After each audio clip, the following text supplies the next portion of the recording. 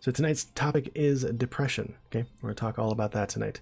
Talk about its diagnosis. We'll talk about the neuroscience behind it. I didn't put this in here, but we're also going to talk about typical areas of deficit that go along with depression. Not only just the mental aspects of it, but just other aspects of life that are impacted by depression. Okay. And then we're going to talk about potential avenues of treatment, including medications, but also other things that lie outside of medications that one could do to help increase depression, or so not increase depression. Obviously, the goal of treatment is to decrease depression, but increase their functioning when they have depression. Okay, we're going to talk about those things. So, first up, what it is and what it isn't. I want to clear that up because there seems to be a lot of misinformation about what mental health is in general, and especially depression. Okay, so depression is indeed a disorder. It affects over 300 million people across the world. It's the most common mental health problem according to the World Health Organization. There's numbers floating around. It's about like 20% of people have depression at some point in their lives. It's no joke. Like, it's by far the most commonly occurring mental health difficulty. Okay. And for some people, yes, I don't usually use the term mental health problem, but for some people it straight up is a problem, okay? It really is. There is a large stigma around depression. There is a large stigma around getting help for depression, admitting you even have it in the first place. Toxic masculinity and stuff totally goes into it. There's a huge financial impact. There's a lot tied into the incidence of depression, and it's only going up, you know? Whether that's due to us diagnosing it more because we recognize it more, there being more people on the planet wouldn't change the percentage, would it? That wouldn't be it. Whether that be we're more sedentary, and we go outside, we get less light. Some people go outside less, we get less natural light. It could be due to more upward social comparison of people on social media and stuff like that. There's a lot of things that go into trying to figure out why that incidence of depression has risen to where it is now, but it is where it is, and it's high. It's real high, okay? It's a little doom and gloom, but it's real. Like, depression is a real disorder that is really affecting a lot of real people, okay? It's real. And I guess if I had to just to sum depression up in a phrase, it would be, it's real, okay? So, it is definitely a diagnosable, treatable, and sometimes, in my case, chronic disorder. Often stigmatized in popular media and culture and in general the world over. Really is. Often gets a really bad rap in popular media. If you've heard of that show, was it 13 Reasons or 17 Reasons? One of those, I think it was 13 Reasons actually.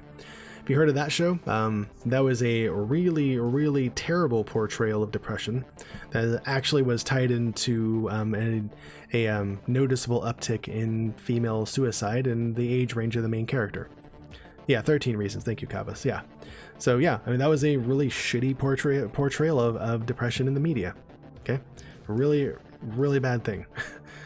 And it's not just depression that's portrayed badly in media. It's many other things too. Many other mental health difficulties.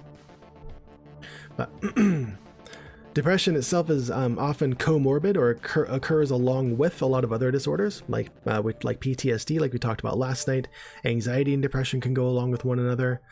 Chronic pain and depression often go together. There's a study I read that said up to 85% of the time, 85% of people that have chronic pain disorders also have depression. Yeah, depression occurs with a lot of other things. Probably part of the reason why the incidence is so high is that having one thing wrong with you can often trigger some depression as well. You know, it just makes life harder, and when life's hard, you're chronically stressed due to any reason, you have an uptick in depression. So that could be part of it. So yeah, depression is not just people being sad sometimes. That's not what depression is at all. If you hear somebody say that, please don't feel afraid to be like, that's not what depression is. It's not just somebody being sad and mopey. That's not at all what it is, okay? I remember I was in line at Chipotle actually, and I heard two people behind me being complete asshats and complaining about somebody that they work with, saying like talking about how that person has depression. And like, oh man, I freaking hate that guy. It's such a bother. It's so like annoying all the time. It's always so sad. I'm just, whatever, man. Just, like, I wish he'd like go kill himself or something. I was like, oh, I turned around and gave those two people a piece of my mind. I was like, what are they gonna do? Start a fight with me in the middle of freaking Chipotle? Screw you. Like, don't talk about people like that. Like, ever. Wow. wow, I'm sorry that somebody having depression's annoying to you. You know, nobody wants to be better than they do. Okay? Garbage people. Absolute dumpster people. So that's not what it is. It's not just somebody being kind of sad sometimes, or being sad all the time even. That's not what depression is. It's not that. Oftentimes in depression, you don't feel much of anything at all, you know? Not only is there what's called anhedonia, where you don't feel joy, but you don't feel emotions at all. Like, you just don't feel anything. You feel nothing. You just feel numb, you know? That's what a person with depression feels like, okay? It's not something that people are just making up either to, like, get out of work. Maybe some people are malingering. That's a very, very, very, very small percentage of people. Most people aren't just making this up to get out of stuff, okay? No, like, nobody wants to be better than the person with depression. Nobody wants to be a fully functioning adult and just a better part of society than the person with depression, okay? Nobody wants to be over it more than they are. I'm just saying. And simply working harder or just being less lazy, just getting over it, like, that's not a thing, okay? So please, if you're listening to this, get that sentiment and yeet it out of your freaking mind, okay? That is garbage. That's garbage. You're not helping the problem. You are just making things worse. You are perpetuating that stigma. You are making people with depression feel worse for having something wrong with them, which they would love to not have wrong with them, okay? And you're not helping anything, okay? Sorry if you feel like people with depression are a freaking burden for you. Well, guess what? People with depression are sick of having that burden too, and sometimes it leads them to kill themselves. So you can get over that, okay? You can get over that. Let me catch up with chat real quick. Okay, got you, trafficking. Yeah, thanks for the help there, guys. 13 reasons, yeah. Why was that such a mess? I think I explained why trafficking. I haven't seen it myself, but I know that it was just a really shitty media portrayal of suicide and depression in young teenage women. So yeah, that was just an absolute shit show. Oh, the reason was called 13 Reasons Why. Got you. Thank you. Got it. Okay. 13 Reasons Why was such a mess. Got it. I thought you dismissed a word. Yeah. That was it. 13 Reasons Why was the name of the show. Indeed was such a mess. You're talking about exercise. You took Doggo out for a speed walk? Oh, got you. That show? Yeah, that's the one. It's like 13 bungholios. Yeah, it was really bad. Really poorly done. Yeah. And again, like, so poorly done that there was an uptick in suicide rate. Like, wow. Not only was it just like a bad portrayal of a mental health difficulty, but like it actually caused an increase in suicide. Like, that's just irresponsible at that point, you know? I can't say it was irresponsible because the people that made the show couldn't have guessed that would happen, you know? I don't think that was their intent, but still. That's what I've heard. That's what I've heard. Trafficking for sure. Yep. I have indeed heard that. That way. Yeah, so bad, so neglectful of mental professionals' advice. I guess it is. Yep, I guess it is. I want to see a Gerbo just because I want to see the depth of the ineptitude in it. I want to see what was so bad about it, you know? Because of that, I don't want to support it and like give them ad time or give them revenue from it. I want to watch it in a way that I don't do that. But yeah, I just want to see how bad it was so that I can relate to it, you know? So, what's up, Never? Good to see you, man. We're just getting started talking about some depression this evening, okay? Bad boy, come on back. Come here. That's that comfy bed. We just gotta compete with it. We gotta compete with that comfy bed, man. Does the Gerbo is out of it? Yeah, that's what I've heard. Like I said, I just like to see the extent to which it does that, you know? Know your enemies, as they say, right? That's a thing. That's a thing, isn't it? That's a thing, yeah. So, anyways. It is. That was a rhetorical question. Can confirm, yeah. Kind of just said, how could they know the number of increase of suicide is related to the show? They can look at the time it was released and the suicide rate at that time. And they can also look at, you know, who might have had cable access to cable. They can even look at viewing history of people and see what they've watched. I mean, there's lots of different stuff There's lots of different ways that they can correlate that, and it's just a correlation. It is. There was no causation, I don't believe, but there was a correlation of that, you know. And I think that I was saying it caused that, and maybe I shouldn't be saying that, but it was associated with a rise of suicide. So it's hard to say that it wasn't related to that, you know. Yeah, exactly. You compare the stats prior and related, yeah, and all that stuff. But like, unless you find a better answer, like what else was it, you know? Rooster Waffle, welcome back, man. Welcome back to the Neural Net. Session long kitty cam brought to you by Rooster Waffle. Welcome on in, man. Good to see you. How you doing? Yeah, a show about teen suicide comes out, and a crappy portrayal of it at that. Teen suicide rate spike. You know, unless they find a better way to explain that all of a sudden. Yeah. Also, quite a few of them are copycatting. There's that too. There was copycatting. Yep, there's that too. So, yep. Any teenager that's doing well won't kill themselves by watching the show. Maybe, Kyamja, we don't know. And whether or not teenagers that were doing well did that, or it was teenagers that were already depressed, it doesn't really matter. You know, there was still that spike. Did we go play some Dauntless, Rooster Waffle? Nice. Glad you're enjoying it. Thanks for that reset, man. Appreciate it. So, I mean, I'm inclined to make that causal link without there necessarily being the data to do it. I'm inclined to use some inductive reasoning to do that, you know? Until there's a better answer, it seems like that was probably it, you know? It makes sense. Just saying.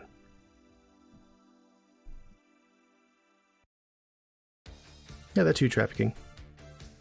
Curious to see if it's specific to the US or worldwide. I don't know. I think it was... What I read about it, I think was specific to the US. I couldn't say. Couldn't say. Nice, Rooster Waffle. You're eating that up. I mean, I hope it was just contained here and wasn't like around the world. I mean, that would be even worse. You know?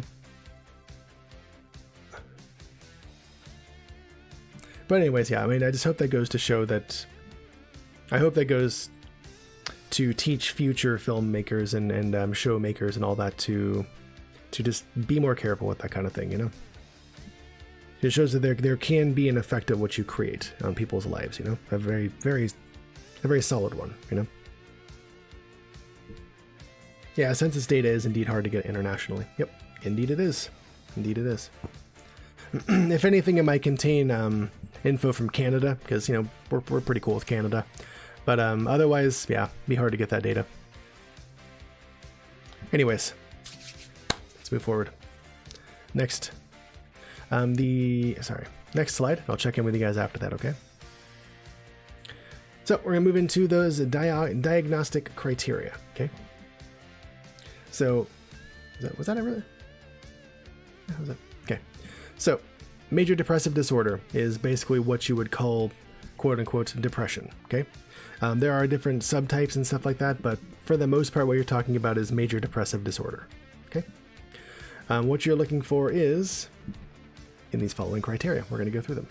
5 or more of the following symptoms listed here been present during the same 2-week period and represent a change from previous functioning. So you couldn't have like already kind of been this way and then just had it for longer than 2 weeks, you know?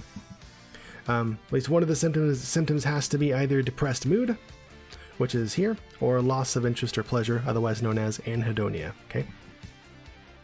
So depressed mood most of the day, nearly every day of those 2 weeks, as indicated by by subjective report. And that can be one of the reasons it's difficult to, I guess, believe people if you aren't a medical professional or the person experiencing depression, is because it's subjective. You know, a person has to say that they feel this way.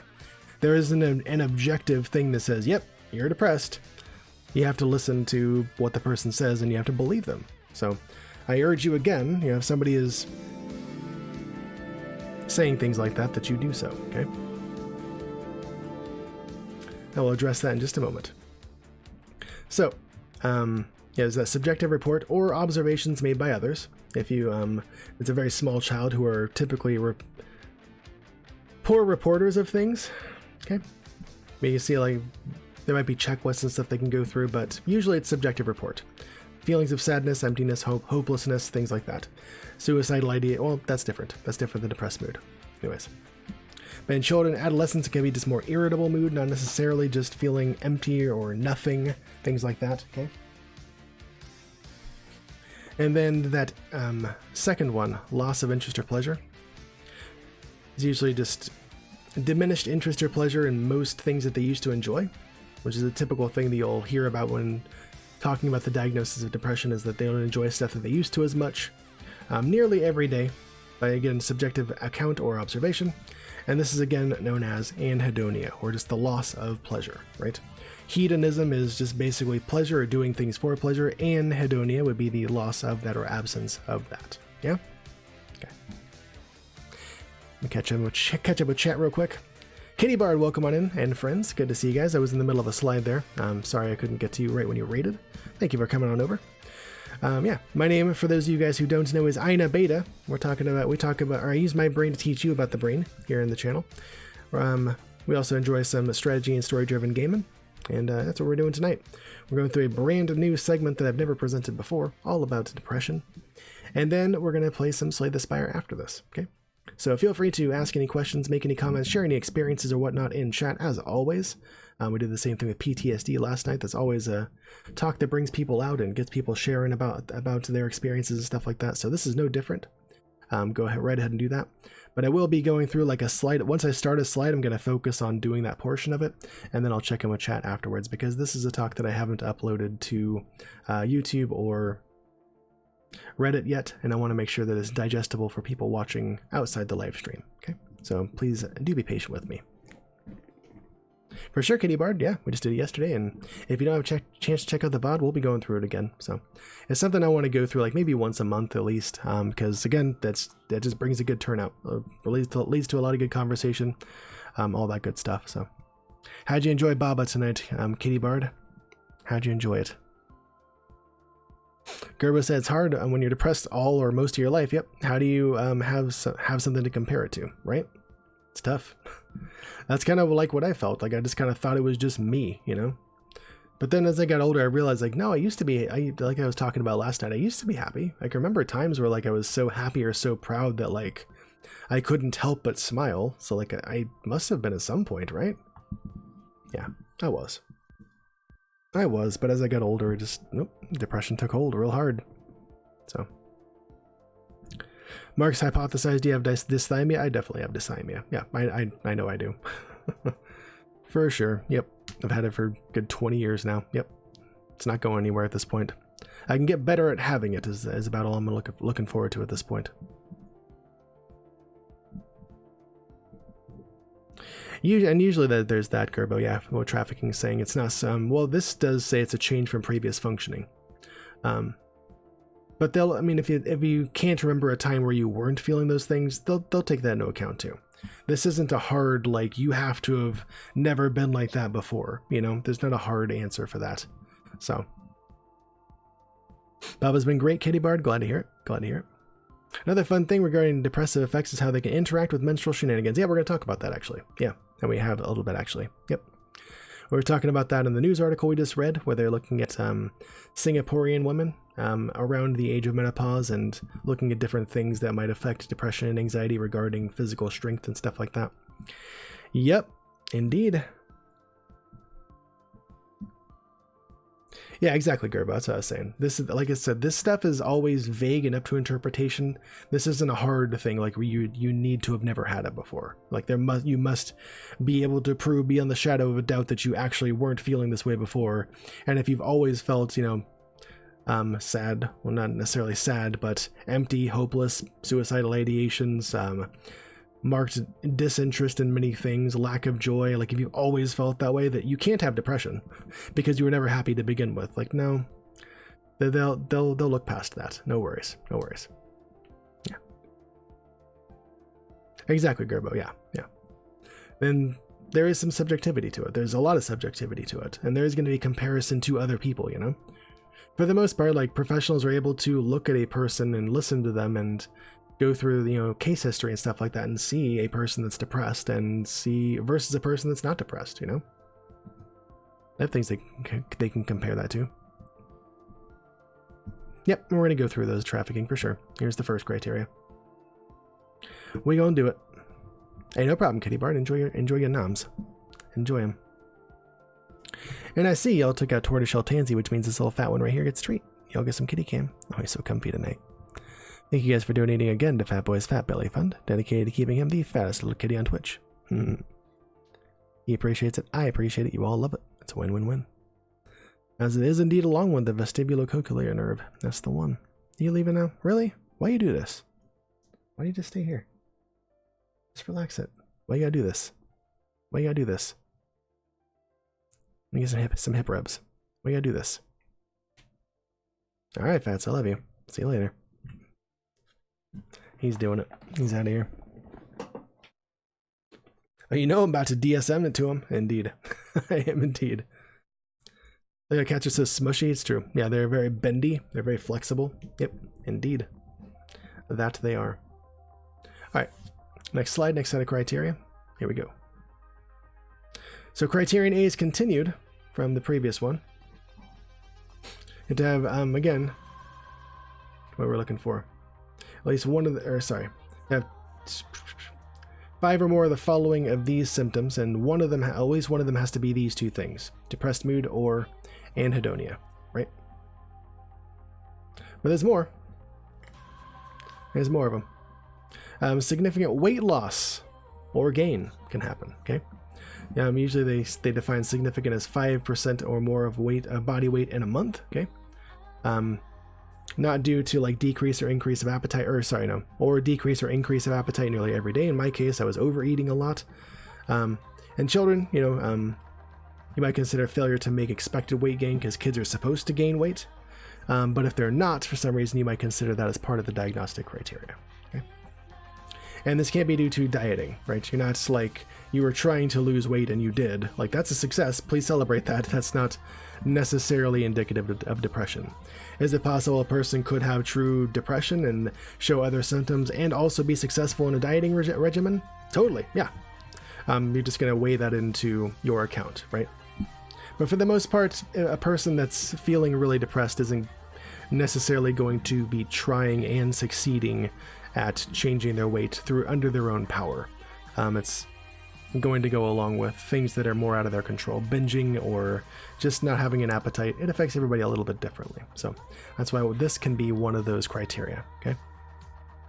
Insomnia or hypersomnia, so not being able to sleep well or sleeping a ton, For me, I was sleeping a ton. Yeah, I slept a lot when I was in my teenage years and stuff, more than a teenager would, a lot more. Thinking about that, what they call psychomotor agitation or retardation, okay? Not the bad R word we talk about sometimes. I mean retardation in like lack, like lessened or lack thereof, okay? Nearly every day. So psychomotor agitation or retardation would basically mean moving around more, like being more antsy, things like that, or being more sluggish. It's a fancy way to say those kind of things, okay? And this is observable by others, not really subjective feelings of restlessness or being slowed down. You have to actually, this is one where they're going to have other people observe that, yeah? Because fatigue or loss of energy can go along with that, and if you're more sluggish or you have more fatigue, you're likely also going to report more sluggishness, right? Yeah, fatigue or loss of energy nearly every day, even if you are sleeping a ton. It's a common complaint I've heard for people with depression. It was my complaint as well, that I would sleep a ton and then also still have no energy and be gaining a lot of weight and eating a ton, Not typical in a person. Feelings of worthlessness or excessive or inappropriate guilt. Yep, not inexcessive, sorry. Excessive or inappropriate guilt. Yep, which could be delusional stuff. Nearly every day, and not just like guilt about being sick or gone, or not just guilt about because you fucked up on something, like you messed up a group project or something. Like, that's typical, but guilt about being alive in the first place. Guilt about just being a burden to other people for no damn reason, right? That's the kind of stuff we're talking about here. That's the one, And just feeling like you're a piece of shit for no good reason, Like there's no actual reason you should feel bad. That's probably criterion 7 right there. Okay. Diminished ability to think or concentrate, indecisiveness nearly every day. So there's some cognitive deficits that can go along with depression. Not often talked about, but they can. And this goes along with that. There can be some executive function impairment. Not able to concentrate as much. You spend a lot of your time ruminating, having low motivation and stuff like that, and it's really hard to get anything done when you got that going on, you know? So recurrent thoughts of death. Yep. Not actually like fear of dying. You're not like you're scared of dying, but just thoughts of dying, thoughts of killing yourself. All those things, you know? Suicidal ideation, not necessarily with a specific plan. You don't have to have one, you know? There could just be thoughts of killing yourself, thoughts of what if I was dead? Would the world be better off if I was dead? Actual suicide attempts, specific plans for committing suicide. That's when it's a real red flag, is when somebody's got a plan, like you really need to act. Okay, really, really strong stuff right there. Yeah, and for me, that happened a lot. That was, I felt that a lot and didn't really know why or was ever comfortable talking with people about this. For me, like, it really, really felt like solid. Like when I was at my lowest low, it was like I would just imagine like, here's me, and then like, here's the rest of the world. And I'm just separate from that. Like I'm not a part of it.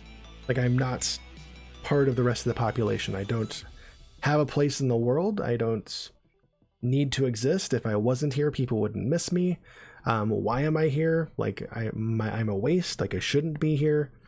Well, let's start thinking of a way to take care of that. It hurts and I don't like it, you know? Yeah. And then when I ultimately did try to commit suicide, I didn't tell anybody about my plan, but I definitely had one. And I followed through with it. And I mean, obviously it didn't work, but yeah, I did try, and it was the darkest time of my life. I'll never forget it. But yeah, I was ready to go. I wasn't scared about it or anything like that. I didn't have fear of dying. I wasn't scared at all. I was ready to go. I was ready to see what would happen. I was ready to stop hurting. I was ready to just move on. Ready to be done with the shit life that I had, that I felt like I had, and I was over it. I was done. I was done with it.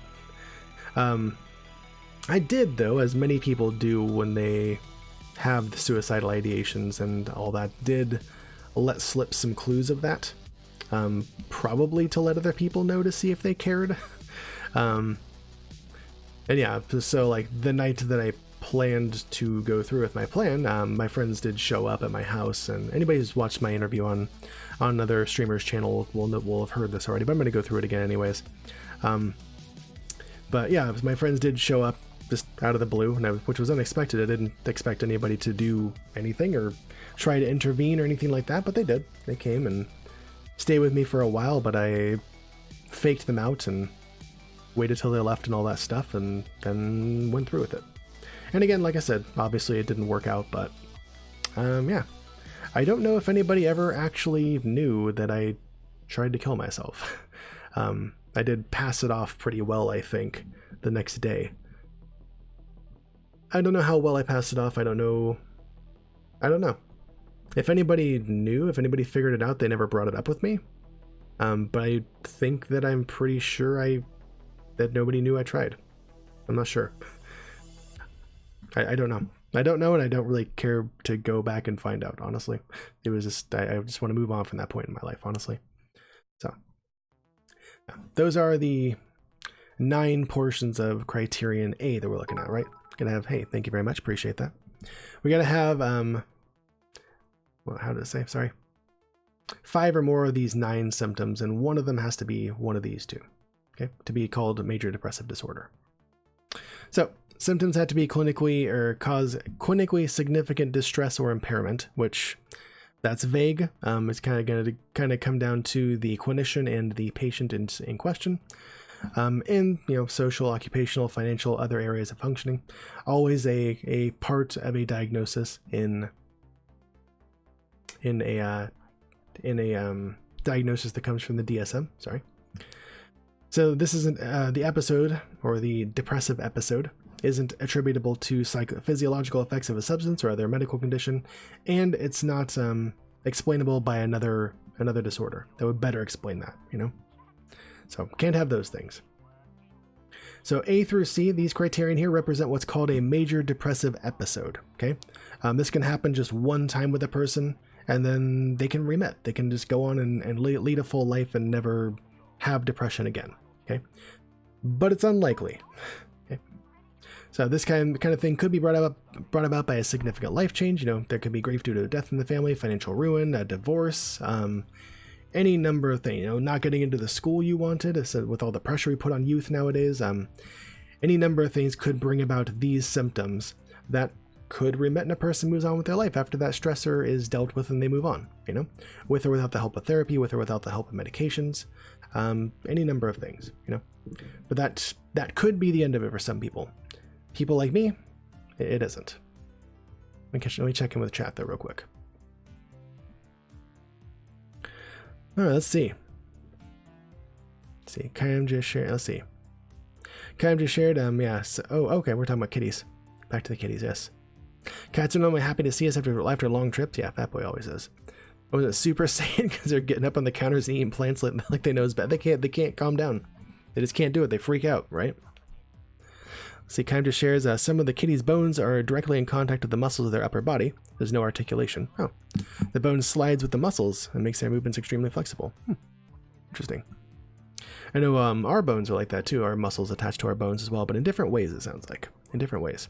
I think also just the joints of cats are different. You know, a lot of that too. Psychomotor means mental and physical. It means basically like your mind causing the movement, like just normal movement, really. There's a psychological cause to the motor's disturbance that you're having.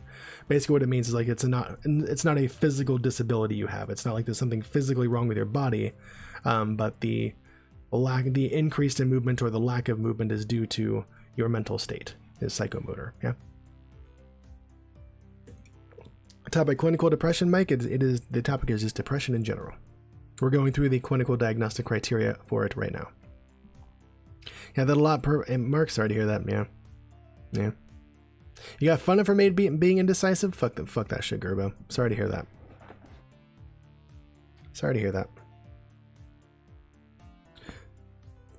Mike says, I piss people off for being indecisive. I used to think because I was an idiot. Yeah, well, those people weren't helping you think otherwise, were you?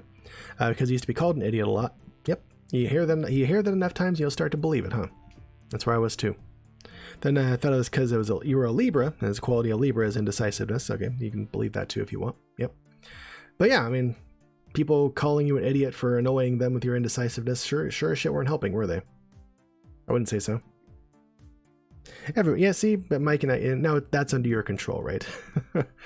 Everybody can be a little bit idiotic sometimes, for sure. Absolutely. I get you, man. And Mike, thank you for those 5 biddies. I appreciate you, man. Thank you very much. Thank you for your patience, guys. Thanks for listening. Thank you for being here.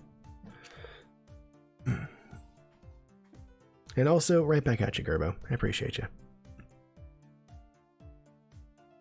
Lots of animals don't have shoulder joints. Yep. There you go. And Ninja actually has no bones, according to him. Okay, I didn't know that. Good to see you. Ethanol, welcome in too. Good to see you guys. Ethanol and Ninja starting the stream with another kitty find, just like last night. Wow.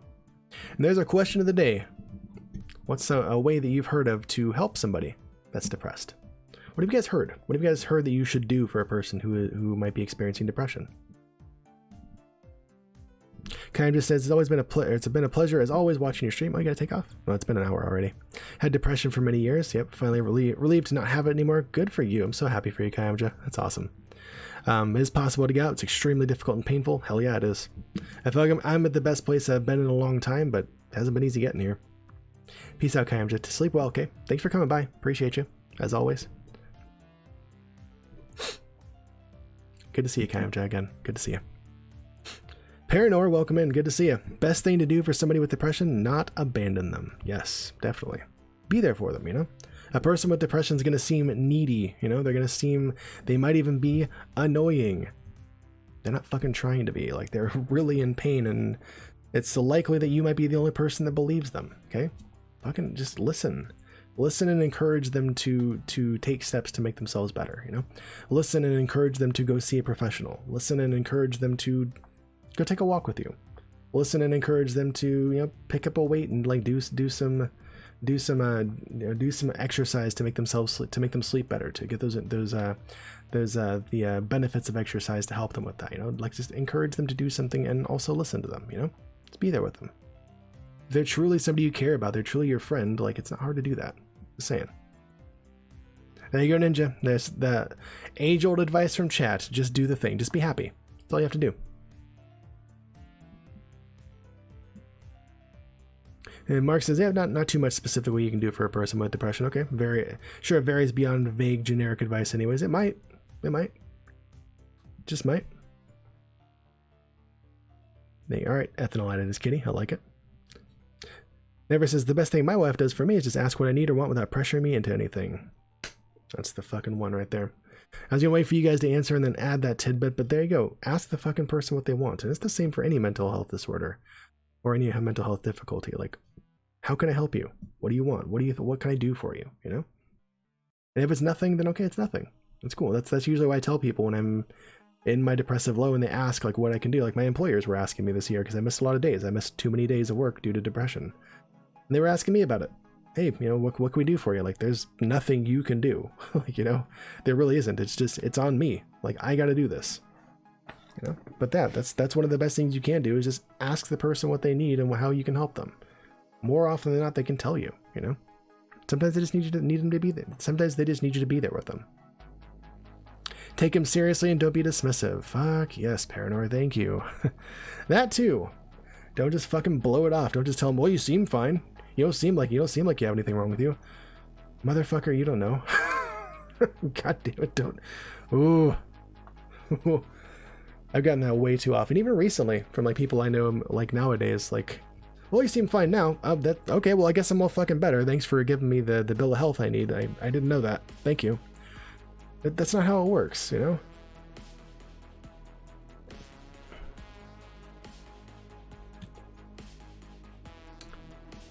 Oh, was it not added there ethanol? Sorry, I thought one of the mods got that.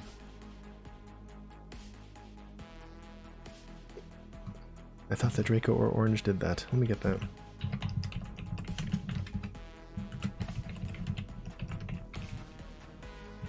There it is. Ethanol's 780th kitty added. I love it.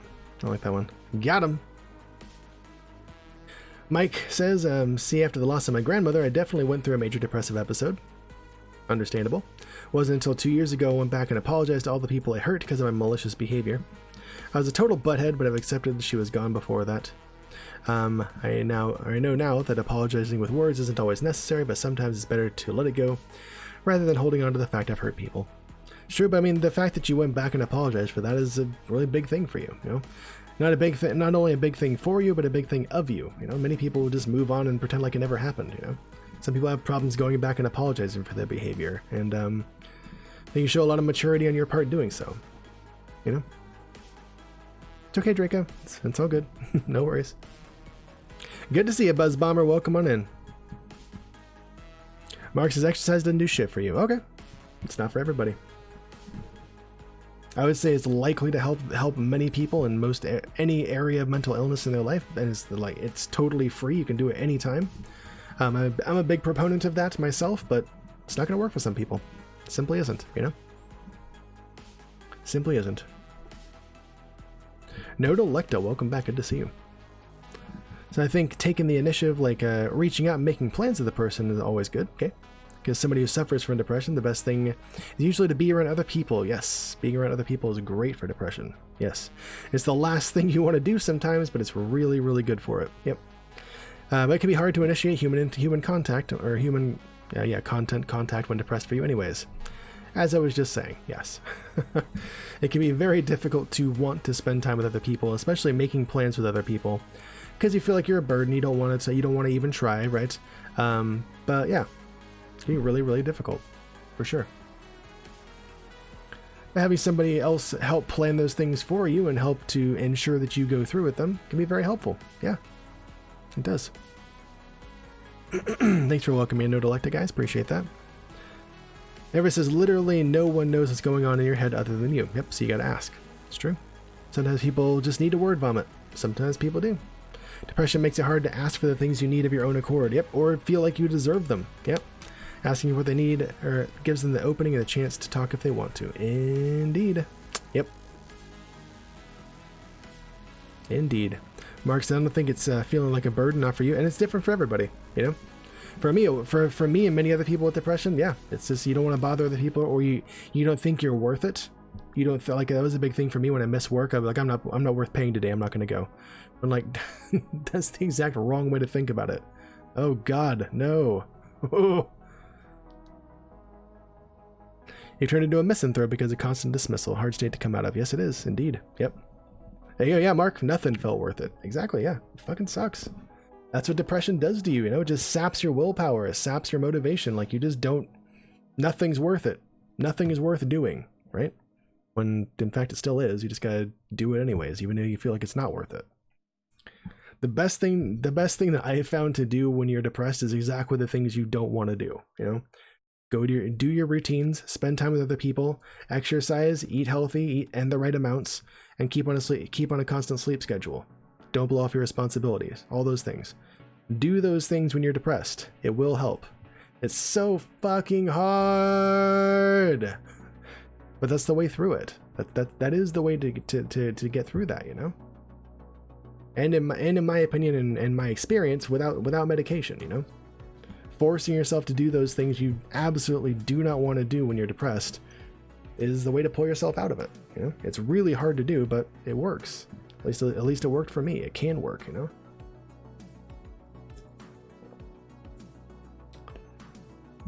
In closed caption, do that again. Freaking center my bad words. And I wasn't doing that the other day.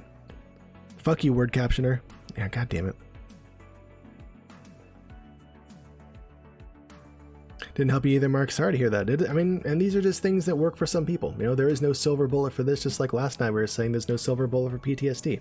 There isn't. Tax due. This guy right here. Welcome on in, Tax due. Thanks for the host, buddy. Good to see you. Yeah, there's no silver bullet. No one thing's gonna work for everybody. If there was one thing that worked for everybody, wouldn't everybody be doing it? It doesn't work. You know, there are some people that have that intractable depression, and ECT better take care of it, or else that's like the last line of defense. That's all we got. Otherwise, we don't. What the hell do we do? That's all we got. You know. It's hard to explain just how much just cleaning can make you feel sometimes when you're depressed. Yeah, because getting up, being active, and just accomplishing something can make you feel better. Yeah, absolutely. I'm saying the last thing you want to do is probably the best thing for you to do. Mike said, I used to have a boyfriend that had clinical depression, also multiple personality disorder, otherwise known as dissociative identity disorder nowadays. It was definitely different to experience someone that had more than one mental illness. Yep. He was always worried I'd treat him differently because of this. I'm sure, and rightfully so, he'd probably been treated differently by a lot of people in the past, but I'm very gun shy about that. Tried your best, but in the end it just didn't work out because his worry outweighed the relationship, and I couldn't handle it, and he couldn't either. That's not your fault. Don't worry. No matter how many times you tried. Yep. He has a boyfriend now. Good. And a mutual ex you both dated. Cool. And I'm sure there's more to go with that, but I hope you type it out again because I want to hear more about that. Yeah. But yeah, I mean, you can't be expected to just hold that relationship together if neither of you feels like you can do it, you know? ECT, yeah, electroconvulsive therapy. Yep. I didn't cover that today, but it is something that is still prescribed pretty regularly, actually, for what's called intractable depression or medication or depression that doesn't respond to medication or other treatments. Yep. Yeah, your counselor was talking about that as an option, but you were super scared of the idea. That's not surprising because of media portrayals of electroconvulsive therapy. If you've seen a movie like what's it called? Gosh, I always forget the name of the movie it's in. Requiem for a Dream. They show a highly dramatized portrayal of electroconvulsive therapy where like the lights dim and like they shock the crap out of this old lady and stuff, and then she's like just like a vegetable afterwards. That's not how it works. They do run some electricity through your head. You do go into an actual convulsion. You do have an epileptic seizure. You are, however, put under for it. They put you under anesthesia for it. They don't put nearly as much electricity into your brain as it would take to like dim the lights of the building. That would be damaging. And you're not left as a vegetable afterwards.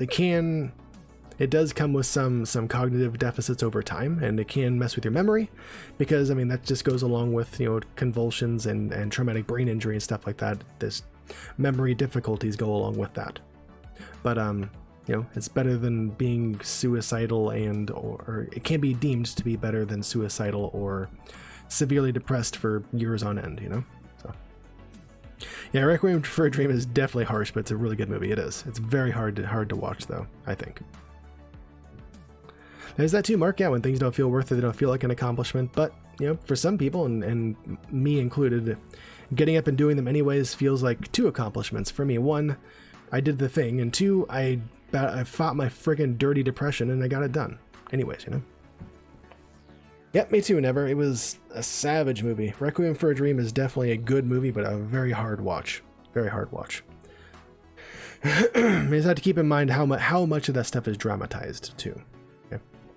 It definitely takes some, I guess, horrible or horrifying pieces of culture and puts them on blast, right? For sure. Anyways, I'm gonna move on with the next slide now. Okay, here we go. Some more diagnostic criteria for depression. Okay, the occurrence of the major depressive disorder isn't okay. We talked about this one already. This isn't better explained by some other disorder, like schizophrenia, delusion, things like that. If it's better explained by something else, then it shouldn't be classified as depression. It should be that other disorder, you know? But as we also talked about, depression is comorbid or diagnosed along with many other disorders, but not always these disorders, you know? It's often comorbid with things like anxiety, things like chronic pain, things like that, yeah? For major depressive disorder, they couldn't have been a manic episode or hypomanic episode. I'm guessing many of you already know, but if there have been these things, you're looking at bipolar disorder and not depression. Okay, it's different. So, and let's see. There's a note there. This exclusion doesn't apply if all these episodes were attributable to a medical condition or something like that, or some other psychological effect, right? You had a manic episode due to drugs or something like that, right? That wouldn't be then bipolar. That would still be depression, and you had an episode due to drugs, right? Good to see you, Mackenzie. Welcome on in. Okay. And next up, we're looking at, so that was major depressive disorder, or one major depressive episode, okay? If those continue, however, you end up with something called PDD, or persistent depressive disorder, or dysthymia, and that's what I've got. This is a depressed mood for most of the day, more days than not, as indicated by, again, subjective account or observation by others, for at least 2 years. In my case, it's been over 20 years. I've been like this for a very long time. Okay? I'd say it's now better than ever, just due to a lot of different things, but yeah, it hasn't always been awesome. Over 40 years for Paranor. Damn, what a trooper you are, dude. That's very unfortunate for you, and thanks for being with us still. So in kids and adolescents, you're looking at more of those different criteria of irritable mood and stuff like that, and we're looking for 1 year. Okay. So the duration is an important thing for dysthymia versus major depressive episode. That's criterion A. Criterion B, you're looking for 2 or more of the following. Similar to major depressive disorder: poor appetite or overeating, insomnia or hypersomnia, low energy or fatigue, low self-esteem, poor concentration, making difficult decisions, feeling of hopelessness, and yeah, that's same kind of things, right? An abbreviated list of those 9 things we were looking at before, right? And we're going to continue looking at more of those in just a second, but I'm going to catch up with chat first, okay? Let's see. Mike says, I think another part of the issue with that relationship that he was in was he tried to play the part of a therapist instead of being there for him as someone who loved him, and it's easy to do that, you know, when somebody's got I feel like especially as men, it's very easy to do that. When somebody's got something wrong with them and they come to you for help, you want to try to fix that problem instead of just being there for them, you know? Like when Mrs. Beta and I were first like married and stuff, like I want to fix all our problems. I'm going to fix everything. And like she doesn't want her problems fixed sometimes. Sometimes she just needs to bitch about it. And I can listen. Okay. I can listen to a point. Sometimes I can't listen anymore, and like, especially if it's the same thing over and over again, like I can't keep listening. Like we got to do something about this, you know? But yeah, she's learned that like when I'm used up and I can't listen anymore, she's got to talk to other people about it. She can talk to her friends, she can talk to her family. Like I can listen for a while, but then we got to do something about it. You know, and that's just the man in me. You know, that's how I am. But yeah, it's very easy to act like a therapist instead. Yep. Still follow him and his boyfriend on Instagram. Cool. He's gotten super skinny for how he used to look in high school. Don't know if he exercises, but he does smoke weed. Maybe that's it. I don't know. I can't imagine that smoking weed goes along with weight loss, usually. I don't know. Can't say. Good to see you, Mackenzie. How you doing? Welcome on in. Hope you're doing well. One thing Paranor says ticks them off is people pushing make goals. It's hard to do when you're depressed. Also, goals aren't the problem, says Paranor. It's the journey there which is the issue. Yeah, movement is the issue. It's no wind in the sails to take you to the shore. Yeah. So sure, you can make all the goals you want, but then it's like accomplishing those goals. It's not like people with depression don't have any goals. Their overall goal is to not have depression anymore, but how to get there, you know? Their goal can be for the day to get the fuck out of bed, but like, God, can they even do that? Some days you can't, you know? So yeah, it's not about not having something you want to do. It's about having the will to do it. That's what's wrong with in depression, you know? That's that lack of motivation, okay? Seeing plenty of thin potheads for sure, but is it due to the pot? That's what I'm saying, you know? I'm not saying all potheads are going to be overweight. I'm saying, do you get skinny because of pot, you know? Oh, Paranor says cannabis was a big part of you dropping from 400 pounds to 230-ish. Okay, got it. But you were saying you had some other like physical and stuff going on, right? Do you think it was the pot that dropped you the weight for you, or do you think it was the pot helping you with the symptoms of those other things that made it more likely for you to be able to drop weight? Be interested in hearing what you have to say about that.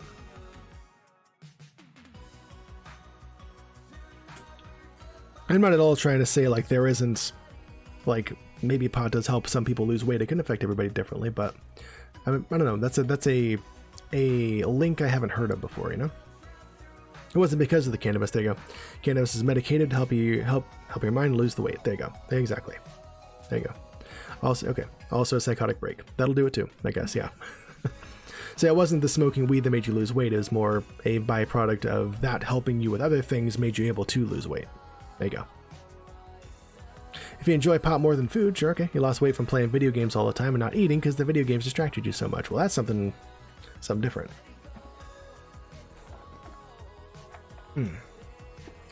Anyways, who knows? All this stuff's interconnected at some point, isn't it?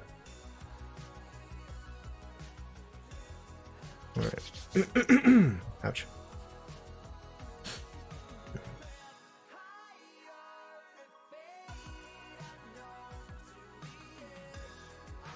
Brain is the body, which is the brain. In a lot of ways, yeah. Adam Fighter, welcome on in. Good to see you. Good to see you again. Thanks for the compliment. Appreciate you. You're great. How about that, huh?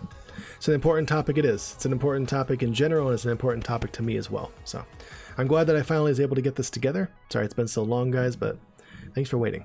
There's a lot more to go to this as well. So yeah, that's the thing I've heard of too. I have no other streamers sharing their experience with pot said that you know, usually you think of pot like mellowing people out, but for some people it sends them into anxiety attacks, and some other people I know that used to smoke pot were saying, yeah, it made them super paranoid and anxious, and it actually didn't have that same effect, you know. So yeah. One thing Mike says I'm confused on PDD is the symptom of insomnia or hypersomnia. If a symptom is depression is insomnia, but insomnia can cause depression. Isn't that counterfactual? Well, there could be a chicken and egg thing, but usually what they're saying is like if you have insomnia and these other things, then it could be a depressive disorder. Yeah. It's not like you had insomnia or you have insomnia so you have depression. It's you have insomnia and these other things, it's depression. Yeah. Or it's probably depression. Or you have depression now and now you have insomnia, you know? There's a link with those two things and other things that makes depression.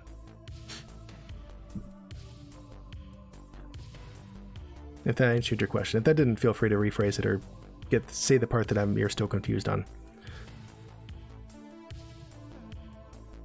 See, Paranor says biggest allergic reaction to cannabis is a rapidly induced panic attack. Yikes. Okay, got it.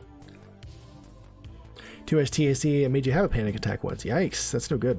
That's the opposite. That's kind of the opposite of the intended reaction there, isn't it? Jeez. I wouldn't know myself. Never used to be a pretty heavy smoker, but I used to think you were going to die every time you smoked or had an edible. That's, wow, why would you keep doing it? Yeah, why would you keep doing that? That's, yeah, yikes. Yeah, her CBD is a lot different. I don't know about that, but hers is a lot different. Alright. First Ruffle will never intentionally use cannabis. Cool. I probably won't either. I can't think of a time. I can't think of. I don't want to now, but I don't know. I'll keep my options open. I probably won't. I don't intend to. I mean, it's legal here in California. I could literally go out and buy some and smoke it after stream if I wanted to, but I'm not going to. I don't plan to. I don't want to. Not for me. Yeah, I'll bet never. Yeah, that was the same experience that other streamer friends had too. Yep. Occupational reasons, Rooster. Okay. Good reasons. Good reasons. Absolutely paranoid. I get you. Mike said, okay, I was confused on that, yeah. I know a lack of sleep for several days can cause depression. Well, any long-term stress can lead to depression. Yep. Usually it's just temporary depression that can be fixed by a night's rest. Yep. But this is like I said, it's the lack of sleep for a long time plus these other things. Okay, you're depressed. You know? There's that too, Adam Fighter. Yep, indeed. Okay. Time to move forward. Let's do this. Next slide here. So, next set of criteria we're looking at for persistent depressive disorder or dysthymia, okay, which is what I've got. I've had depression for much longer than this time limit of 2 years. During this 2-year period, or one for kids, of this disturbance, individual has never been without those symptoms of criteria A and B here for more than 2 months at a time, right? So it couldn't have been like, you're depressed for 6 months and then 6 months you weren't, and then you're depressed for another year. Like, that's too much time without depression to be considered this. Yeah. It was definitely me. I couldn't think of a time in the last 20 years where I wasn't. I'm pretty darn good at knowing what my downswings feel like now. I couldn't think of a good long time where I wasn't straight up did not feel depressed. Like I was never depressed. It's always there. It's always there. And at this point, after having it for 20 years, it's probably not going away. I'm just going to get better at having depression. I'm not ever probably going to be rid of depression, Anyways. So, criteria for major depressive disorder may be continuously present for those 2 years. You could actually have all those other symptoms and still be diagnosed. It's not like it has to be just these ones. You can't have suicidal ideations and have dysthymia. No. It could also just be the stuff that was in major depressive disorder that we just covered for 2 years. They'll still count as dysthymia. And in my case, that's more what it is. I still have a lot of those other things that go along with major depressive disorder, like those suicidal thoughts sometimes. I do. I'm never going to entertain them, but they still crop up. They're like the dumbest stuff sometimes, it feels like. Never been a manic disorder or hypomanic episode, because again, you're looking at bipolar for that. So that would be the better diagnosis at that point. And also you never met criteria for cyclothymic disorder, which is kind of like a low-grade bipolar, where you kind of have like a little bit of a depressive episode, a little bit of a hypomanic disorder, or a hypomanic episode, and you fluctuate back and forth with that. Not full-blown manic, not full-blown major hospitalized depression disorder, things like that, yeah. And also, as usual in the DSM, this disturbance isn't better explained by some other disorder, okay? That's what we're looking at. Let me catch up with chat and we'll move on. Let me catch up with chat and we'll move on. Okay. It's true. Yeah, sleep cycle does that brainwash, flushes out toxic byproducts and neural reactions. It does do that. Kind of the time to take out the trash of the brain and stuff. Yep, indeed. Good sleep is indeed very important, for sure. Mark said, for me, 2 weeks with my ex didn't feel shitty. Okay. Got it. Some people's like that. I could never spend time with my exes again after I broke up with them. No thanks. Me too, Mike. I'm also a night owl. Yep. Usually sleep when you want and wake up at random times between like 9 and noon, and that's okay. As long as you're getting a good night's rest, it doesn't have to be at night, As long as you're getting a good uninterrupted time of rest, you're okay, You're okay. Adam Fighter asks, when it says 2 years, does it mean you have a relapse within 2 years, or it starts and persists for 2 years? Starts and persists for 2 years, and you have no more than 2 months at a time without those symptoms. So over a 2-year period, you have these symptoms the whole time, and they don't go. There's never a time longer than 2 months where they're gone. Yeah.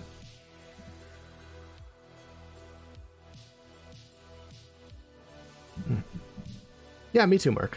Me too. It kind of goes along with it, you know? Oh yeah, there you go, Mike. If you don't have a normal job to wake up to and be at some certain part of the day, yeah, sleep when you want to. As long as you're sleeping, you're good. Like during work, during the summer, I'm gonna be staying up later and sleeping in later. That's my natural way to do things, and that's just how I am.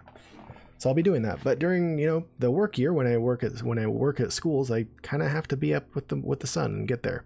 I don't like doing that, but I have to, So I'm looking forward to that. Yeah, hear you, Paranor. Trafficking says 9 hours is that money zone. For sure. I feel like 9 hours is too much for me. I can't sleep that long, but I'm good somewhere between like 7 and 8 hours. My wife can easily sleep for 10 to 12 and be better. She's good there. But, I mean, everybody's a little bit different. Medication-induced sleep still do that brainwash? It's probably a little less efficacious never. I don't know. Depends on what medication's inducing that sleep. If you just take some melatonin to kind of drift off to sleep, you're probably okay. If you're taking sleeping pills on a consistent basis, you might be affecting the quality of your sleep. If you're like in a medically induced coma, that's obviously way different, It depends. Depends. Adam Fighter says there are 2 types of suicidal ideation, means ideas pop up in your mind, and the other is suicidal thoughts. Those you're describing the same thing there, Adam Fighter. The way that they're describing that here is, or the way that they're differentiating here, I guess, is where the crap are they? Where is it? Here. Looking for without specific plans, or suicide attempts, or with a specific plan, right? But I'm like, what you're describing is like the same thing. Unless I'm just not understanding what you're describing there. Sounds like it's the same thing. Yeah, Mike, she's a deep sleeper. She could sleep for a long time. But then again, that could be some mental health on her part too. She's got some anxiety and stuff like that too. And there's a lot of times where she doesn't need to sleep that long. But she has her druthers. She'll sleep a lot. Mark said, I noticed that when I sleep like I used to, bed after midnight and up afternoon, I feel crappier like you used to. Yep, I'll bet.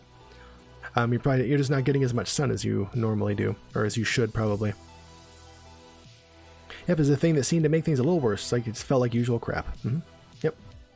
That says that's probably not the best sleep schedule for you then. And getting a little bit more sun during those waking hours is probably good for you. I'd like to say I would put the caveat on sleep when you want to, unless it causes you other problems, like Mark was just saying, yeah. For example, I used to work overnight and loved the sleep schedule, but it meant I was never able to meet up with friends or other stuff, and it was bad for your depression. Yep.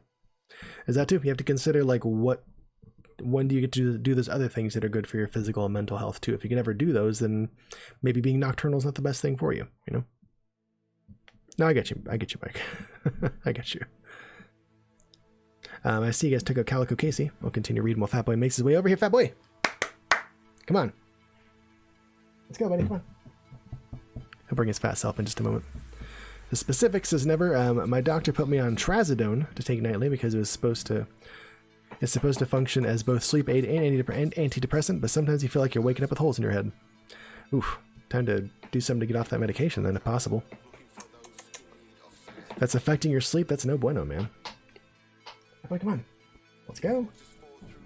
Come on. Yeah, bring your fast self. Let's go. Take vitamin D now, Mark? That's probably helping some. I heard that there's some studies that look at the link between vitamin D intake and mental health, and especially for depression. Yep.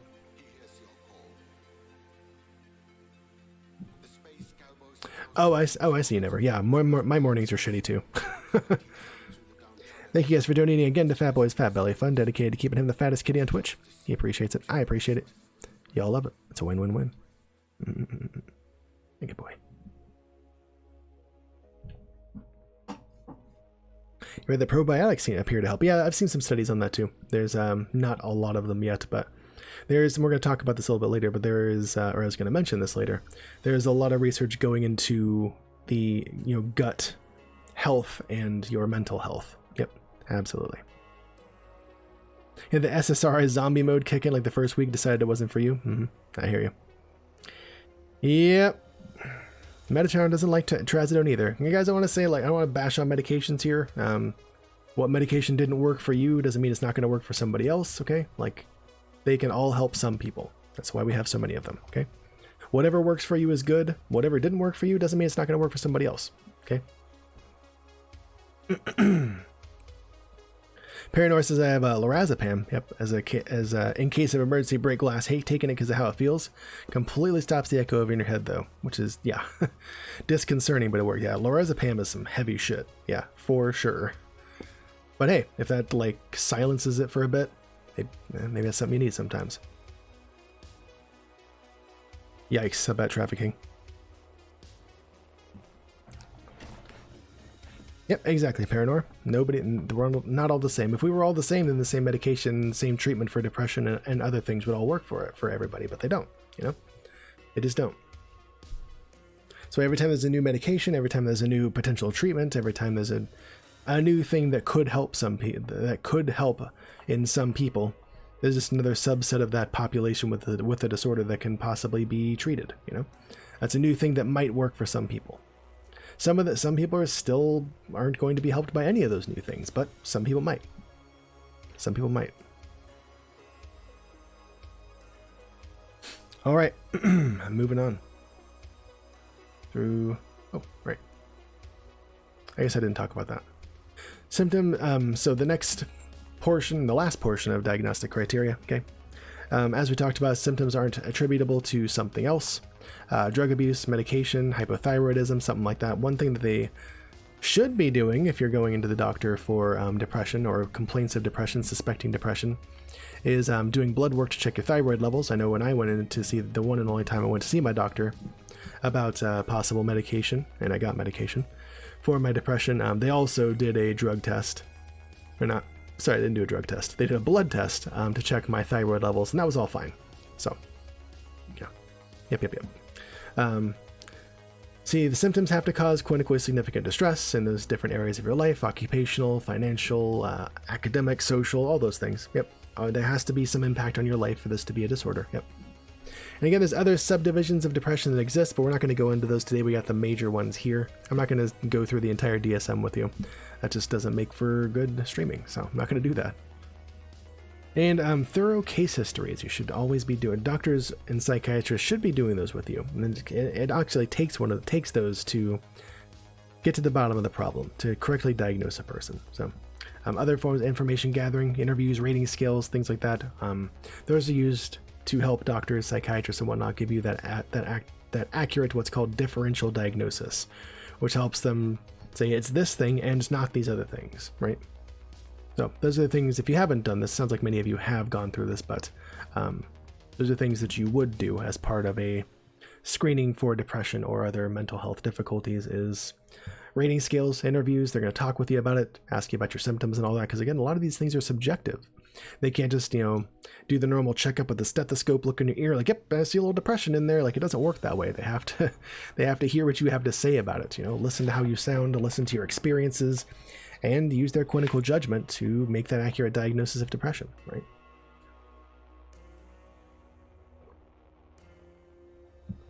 And that should be the end of the diagnostic criteria. Yes, okay, good. Move on to the other stuff more stuff about depression in just a minute. So those are the DSM-5 diagnostic criteria for major depressive disorder and for persistent depressive disorder or dysthymia, okay? Those are the major labels of when people just say depression, they're talking about those things, okay?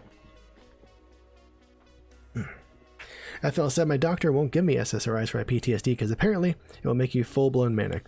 And it might. It might work differently for people with PTSD. Or, if you're on other medications, it might interact with those and make that happen, I trust your doctor on that.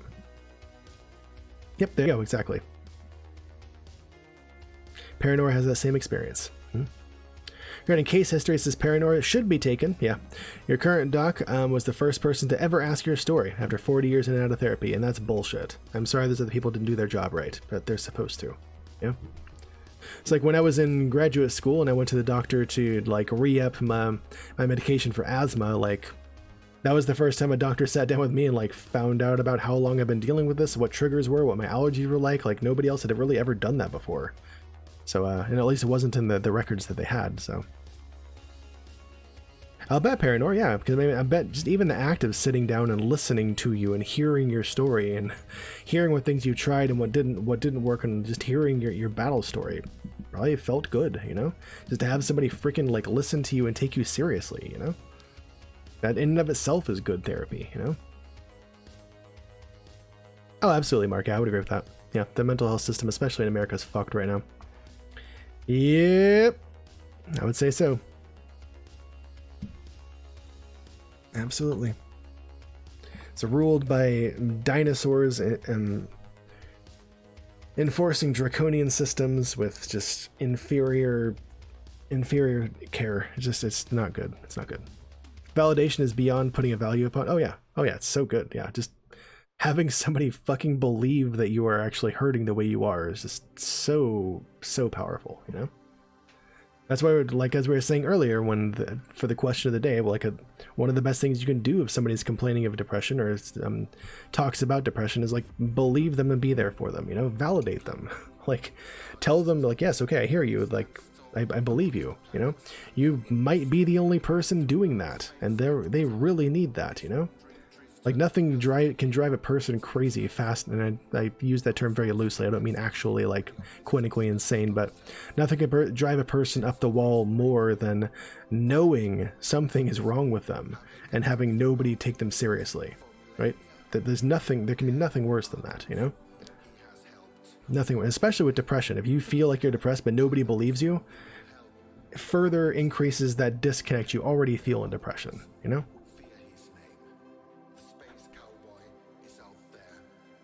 You grew up with a classical narcissist. Yikes. Value? What's that? Never had that. Yeah. Ooh, yikes. Only value they got is in themselves. I'm sorry to hear that, Paranor. That must have been tough to live with. My dad was a bit of a narcissist sometimes.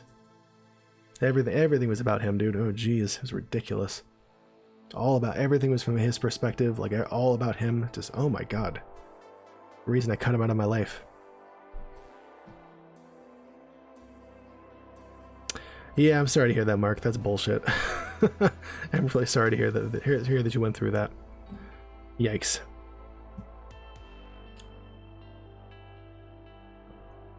Again, that kind of goes along with just the subjective nature of this, you know?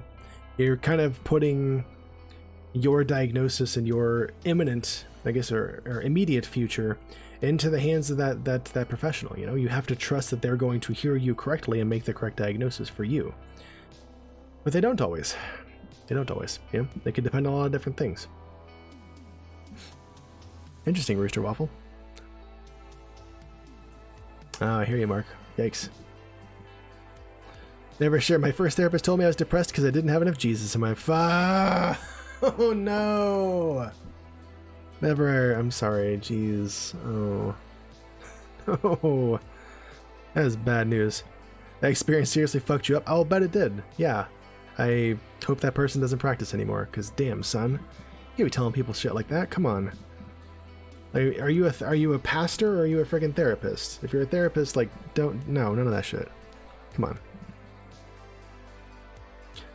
That's good, Never. I'm glad you can laugh about it now, but goddamn, that's ooh, jeez. Oof, that's unfortunate, Rooster. Big mood there, sorry. Yikes.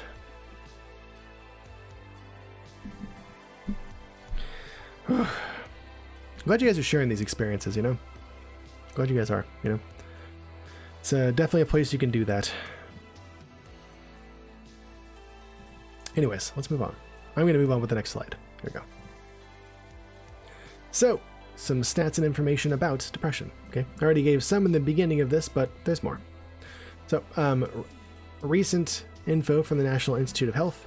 So about 7.1% of adults have had a major depressive episode. So they didn't necessarily have long-term depression, but they did meet those major depressive disorder criteria for an amount of time, or the requisite amount of time. And 1.5% of people have had dysthymia. Well, I'm in that 1.5%.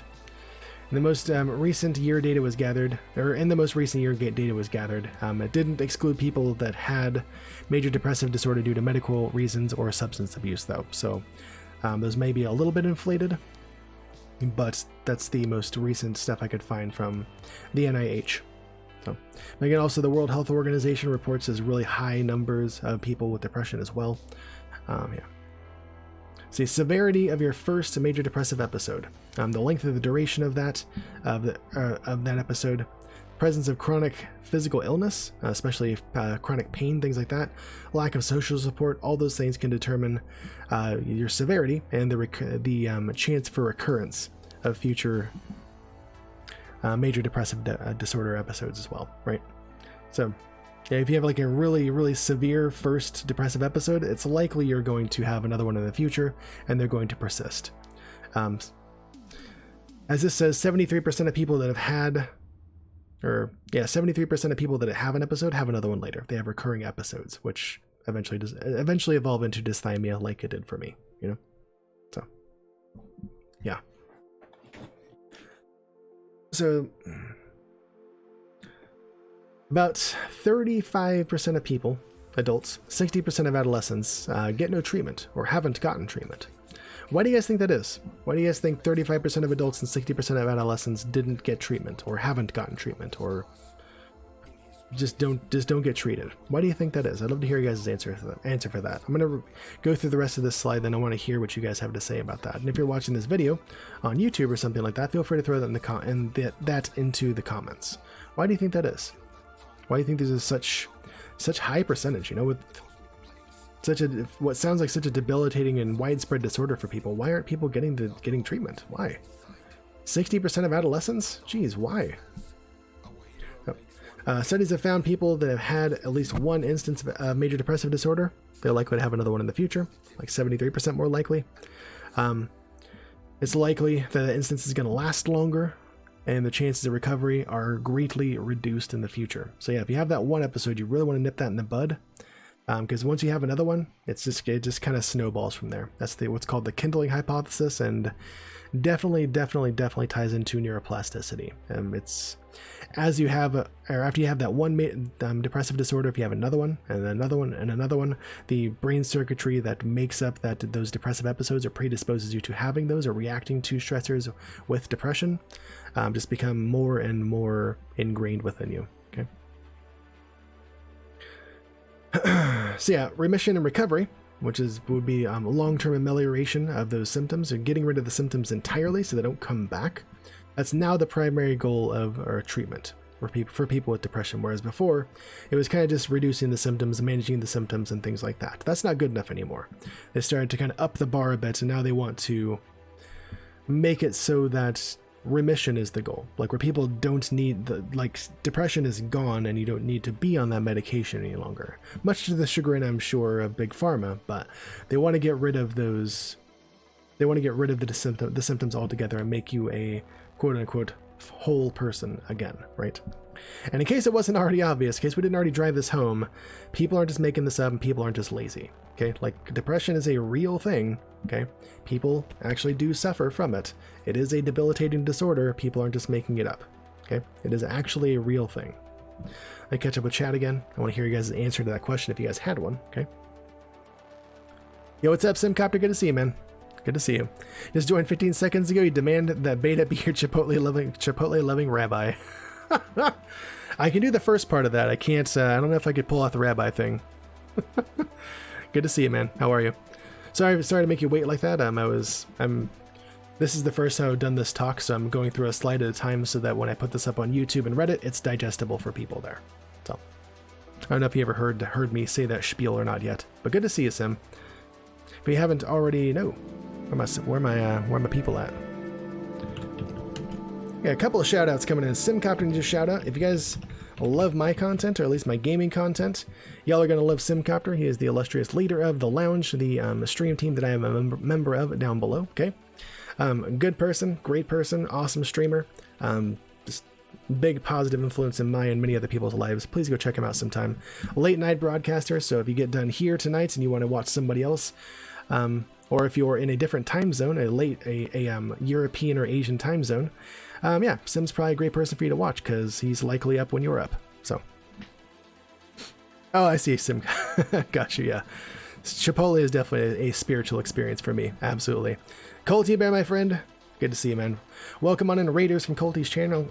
In case you guys don't know who I am, my name is Ina Beta. I'm all about using my brain to help you understand the brain. We talk about neuroscience, psychology, other scientific topics here in chat, and we also enjoy some of the strategy and story-driven gaming. Tonight we're talking about depression, a topic that is definitely near to my heart, having had it for 20 years now, and we're going to play some Slay the Spire after this, okay?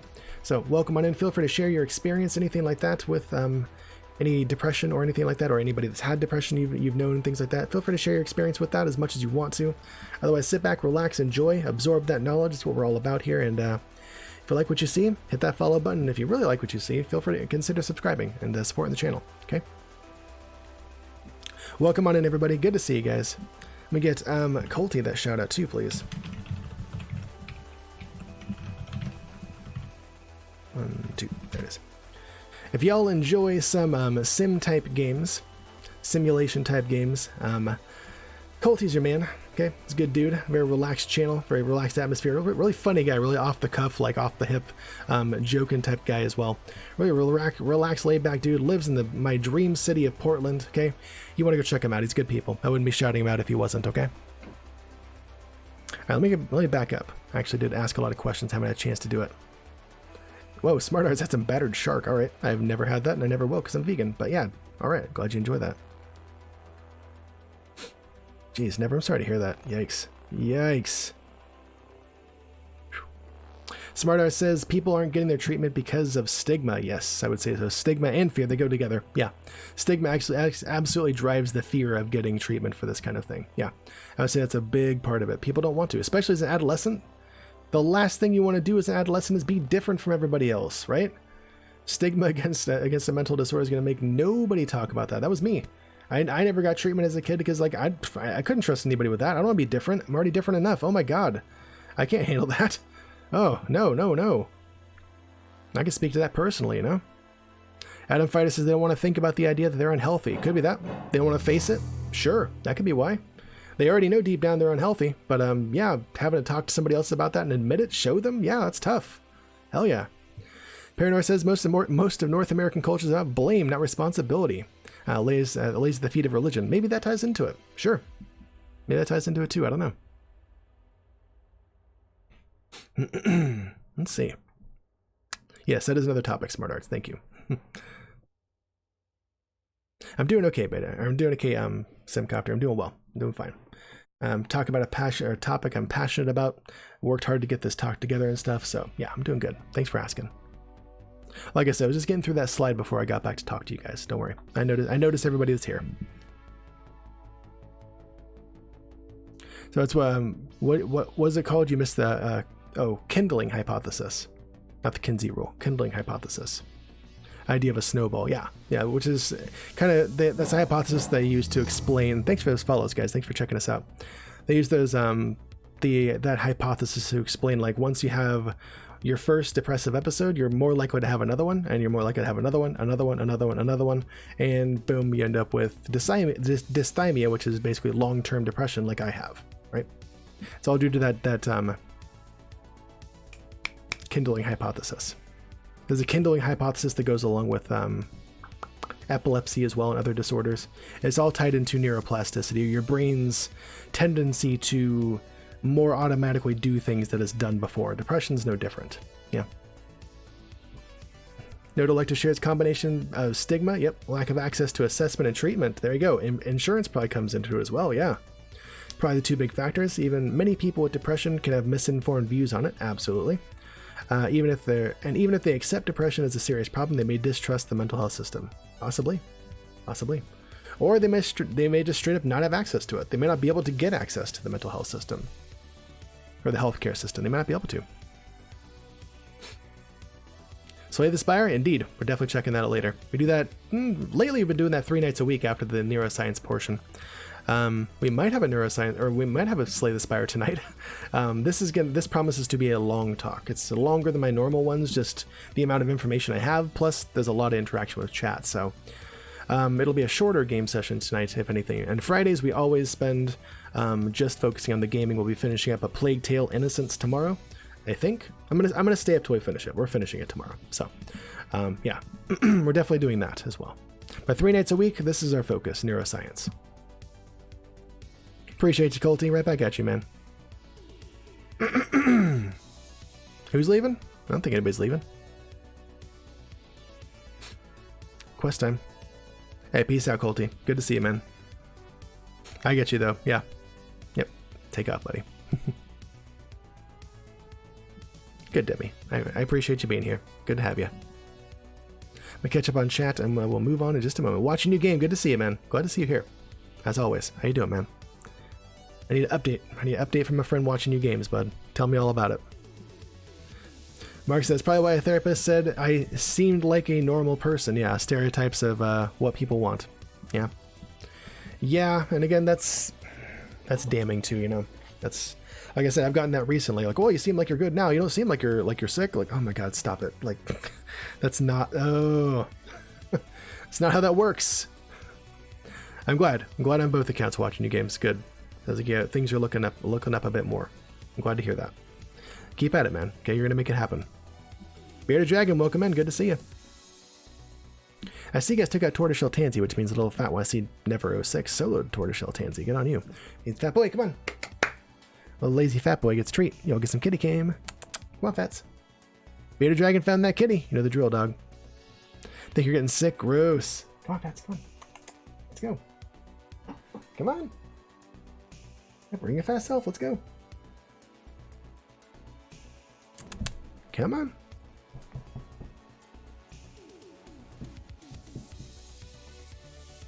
All right. Thank you guys for donating again to Fat Boy's Fat Belly Fund. Dedicated to keeping him the fattest little kitty on Twitch. He appreciates it. I appreciate it. You all love it. It's a win-win-win. It's more. It's warm in here. He doesn't like sitting over here when it's warm. It's warm because it's hot during the summer. I can't open the windows because like there's holes in the screen, and one of the windows doesn't even have a screen. So buggies will get in, and the AC's just not keeping up in here.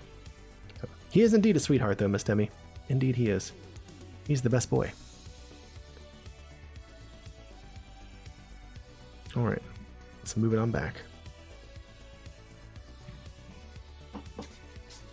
Driving around doing lift is caught up to you. What do you mean, Mike? How's that? Oh, you're feeling sleepy. Got it.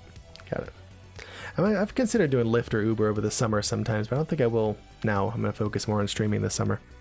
It's working. It's getting there. I'm delivering a lot of good information. I'm getting a lot of satisfaction out of it. And with nights like last night, we're getting that monetary satisfaction as well, and it's freaking awesome. So everything's looking up with it. I'm just going to put more of my focus into that. Got a really interesting offer for some new content last night too, so that's pretty interesting. Looking forward to making that work with another streamer as well. And yeah. As I mentioned already, I'm going to be on a fellow streamer, Anxiety's channel, talking about this and other things on her channel, all about mental health advocacy and stuff like that. We'll be talking about the neuroscience behind depression and probably other things as well on her channel also. So that's coming up on July 9th, if you're trying to check that out, okay? Anyways, let me add this kitty of bearded dragons real quick, and we'll move on, okay? Oh my God. Y'all be crazy.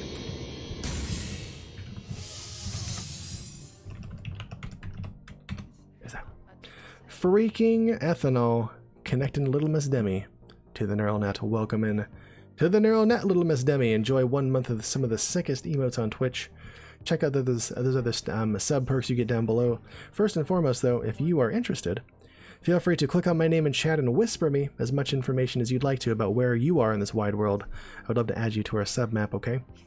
And also, I believe, I know for a fact, that is a brand new sub, okay? Which means this is in effect. If you have 500 BDNF or our channel currency, feel free to give 500 of that now to Little Miss Demi and get yourself entered into a $5 Steam gift card drawing at the end of the week. Okay, I think ethanol has enough. I'm pretty sure. Well, that's still 200 more bucks than you had, right, Mike? Like I said, please whisper that to me, Demi. One, for your privacy, two, because I'll forget. I will forget by the end of stream if you tell me that. Click on my name in chat and you can whisper me real easy that way. It opens a little pop-up window for me, saves it for later. I'll forget if you just tell me here. Hey, Never, he gifts a lot of subs, and you get a lot of BDNF for subbing. Yep. Thanks, Demi. I just don't want to forget. That's all. So like I said, anybody that has 500 BDNF and wants to give some of that to Little Miss Demi, form that stronger connection with them, may do so. And be entered into a gift card drawing tomorrow, after tomorrow's stream. Okay. Anyways, I'm going to watch for those after this. I'm going to get back to our topic tonight. Okay. The next portion. We talked about this a little bit earlier when we talked about the Neuroscience news article about depression as well, but there's a difference of prevalence in depression in women, okay? The ratio is about 1.7 to 1 women to men, okay? It's about 70% more, I guess, women have it than men. It's almost a 2 to 1 ratio of women to men, right? Different studies and different ways of thinking earlier by our community here point towards the possibilities for this. A big one is hormone differences and fluctuations, primarily in estrogen. As you may or may not know, both men and women do have estrogen. So like men have primarily testosterone and women have primarily estrogen, but both sexes do have both of those things. And it's the same for transgender people as well. They do both have both of those androgens running around in their system as well, possibly in different concentrations. But typically, people of male sex have higher testosterone, and people of female sex have higher estrogen. Again, there's individual variants, and you may have some women with higher testosterone than some men, and or lower estrogen than some men, and it's just it can be different. But by and large, women tend to have more estrogen, and not only do they have more, but they have more fluctuations of that, and that's where the difficulty with depression can come in. Men's levels of estrogen obviously seem to fluctuate a little bit less. Estrogen itself actually is hypothesized to have a bit of a protective effect against depression, but if you are a woman and you're going through particularly tough, or not tough, but particularly strong, I guess, menstrual cycles, you have a pregnancy, you're going through menopause, things like that, your level of estrogen is going to being rocketed up and down, and the down part's the problem. That can open the door to some pretty severe depression. Thus the postpartum depression. Depression can set in pretty strongly right around the time of or after menopause, things like that. So that's something that they're looking at very strongly as a reason why women tend to have depression more so, is just the cycle of estrogen and stuff like that. Okay. There could also be neurophysiological differences, primarily in the hypothalamus. Women and men's hypothalamuses are wired differently. They're not bigger or anything like that, but they do have different hormones running through them. They are gendered differently. So that could have something to do with it as well. The stress response in a person can have something to do with depression. Long-term stress can lead to depression. So there could also be different societal and socioeconomic factors, like there could just be differential treatment of women that predisposes them to having depression versus men in certain cultures. That could happen too, okay? Could be a combination of any of those things. All of those things are being considered, but what we do know is there is that higher prevalence in women. Those are some reasons why they think it might be, okay?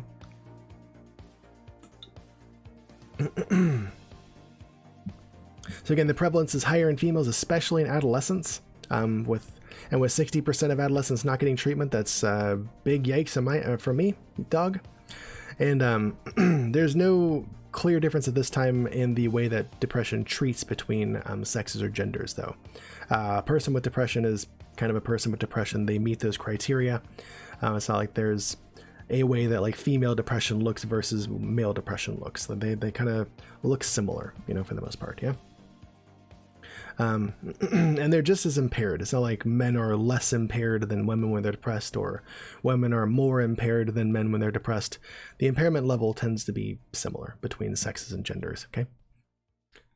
So you may have heard this before, but suicide attempt rates higher in females, but completion rates higher in males. Studies show that, unfortunately, young females are catching up, though, which is unfortunate. We talked about that movie 13 Reasons Why a while ago, and how that was associated with a spike in young female suicide completion rates. Yeah, that's an unfortunate thing happening. There's a lot more research needed to look at this and maybe provide tailored intervention for women and women versus men for those differences in suicide, differences in the way that depression could be treated, and differences in the way it's caused. Okay, let me check in with chat here. Thank you, Demi. I see it. I'll get you done. How do you check? Exclamation point BDNF. Mark, you got that. There it is. Give to who? Little Miss Demi. You're giving to them. Could be Paranor. Could be more societal versus socioeconomic. And Paranor, yep, well aware that correlation doesn't equal causation. Well aware of that, but there is still that. It's very strong evidence there that had something to do with it. Well aware of it. Yep. If I had a nickel for every time I freaking heard that around here, dude. I know. I'm aware of that. All right. It did not, Mark, because I don't know why. It's give, it's the name and then the number. Yeah, there you go, Bearded Dragon, thank you. It's give, name, and number. If it works, Bada will tell you it worked. Okay? Gotcha, Paranor, thank you. Let's just make a command for that. Happens all the time. I don't understand why they didn't fund it as a 2-part movie instead of 2-season show. And who cares, in my opinion? Like, they just shouldn't have made it at all. In my opinion. So again, Mark, it's give, it's the name and the number. That's the one. Oh, or I guess not. Yeah, no, it's give, name, and number. That's the one. Like that. Never got it. There it is. Is give, name, number, everybody. So 1 for never. Got that. I see Mark's trying to do it. I'm going to write you down, and you got the BDNF for it. Do enter the command. The exclamation point give, Little Miss Demi's name and the number. There it is. That's the one. Smart Arts is in there. I see it. Smart Arts is in there again. They got a lot there. Commands be hard sometimes. They do. They're the same thing again. Hey, that's what we do, Demi. That's what we do. So make sure you enter that again, Mark, before I can add you, okay? If you're trying to do that still. You can literally just copy and paste Smart Arts' command in there, and you got it. There you go. Got it. Nerdalecta can do it too. Literally just copy and paste somebody else's command in, and you got it. It's fine. It works that way. Thanks, never appreciate that. We work hard to make it this way, you know? Nerdalecta's in there as well. I like it. Yeah, we do work to keep this this place pretty positive, welcoming, friendly, accepting is a big part of it, I think. There are many people that come through and say, wow, I've never felt more at home. This is such an accepting place. I can talk about who I am here, and like, you're goddamn right you can. It should be like that many places. I'm not trying to tell another streamer how to run their stream, but I'm glad that places like this exist, and I'm not alone on that. Many people say that a lot. So, one of the things that I try to make happen here. There are other streamers that actively dissuade those things from, like, you know, I guess, quote unquote, depressing talk from occurring. And that's their deal. That's not going to be my place, you know? Athanol, come on. Come on. Appreciate you, Demi. I agree, Demi, you know, but that's not what everybody's looking for. And that's one of the beauties of Twitch, is that you don't have to run it a certain way. And there's probably something for everybody. You know, there's an adage out there that your content is perfect for somebody, you know? So why marketing is so important, you know, get yourself out there and get your content in front of more people so they can make that decision. If they never see your content in the first place, they can't decide if it's for you or for them or not. So getting yourself out there, getting in front of more people, it's a big thing to do. And I got to work on that myself, honestly. Yep. I hear you, Never. Yeah, same reason for me, I think. Yeah, I often feel like people don't want to do that kind of thing with me because I look the way I do. But like, I like that kind of stuff. I'm down with that. Hi, Top Swap Shop. What's up, man? Good. Long time to see. How you been? Random question. Do I have anywhere? Have I got anywhere with the TwitchCon panel? Nope, I haven't. Did we talk about that with you? It's not time to apply for that yet, so no. I don't remember mentioning that with you guys. Maybe I must have. So, but yeah, no, we just we're in the planning stages. We're not going to really work on it again until they announce that they're taking panel applications. Yeah, we aren't really sure what needs to go on there yet, so no sense in. It must have been High Top. It might have been in Eva's channel. I think she mentioned it once. But yeah, there's no sense in getting as prepared as we can when we don't really know exactly what we're preparing for. So that's all. Nodelecta says, never. I have the opposite problem. People want to hug you, got it, but you don't feel comfortable being hugged. This feels weird to you and don't like the unexpected or unprompted physical contact. Yep, I thought I didn't last year either. When I went to TwitchCon, I put out on Twitter and in Discord, like, hey, like, some people aren't okay with that stuff, and that's me. Like, I like high fives and fist bumps. Like, I don't want to hug though. And I got over that shit real quick when I got there. Dude, I was hugging everybody. I was probably one of those people giving unsolicited hugs. Turns out I was totally over it. It was fine. But I thought I was going to be that way. I wasn't. I'm good. So, but I totally respect that. I get it. I get it.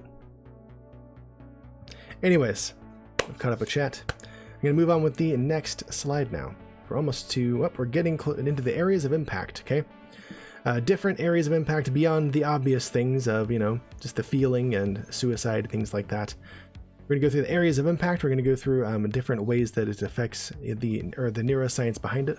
And then we'll move through different ways of treatment, different ways that depression can be treated up to and including medication. Okay. So cognitive abilities, we talked about this a little bit earlier, but one of these, I'm going to go back and look at it. One of the diagnostic criteria is that there is some cognitive symptoms here, right? Reduced ability to concentrate, indecisiveness nearly every day, right? That goes along with executive functioning, okay? That's a side effect of not only is that a symptom of it, but it's a side effect of depression, okay?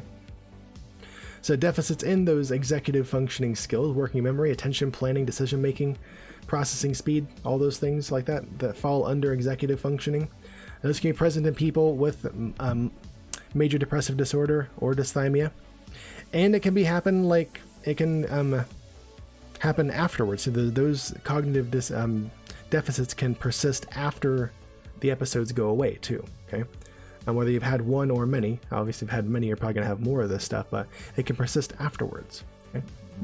And I'm not saying that people with depression become dumb or anything like that. That's not what I'm saying at all. It's more there can be noticeable differences in some mental agility, like the ability to make those quick decisions and go with it. There can be noticeable indecisiveness, as some of you have said, that has happened with you as well, right?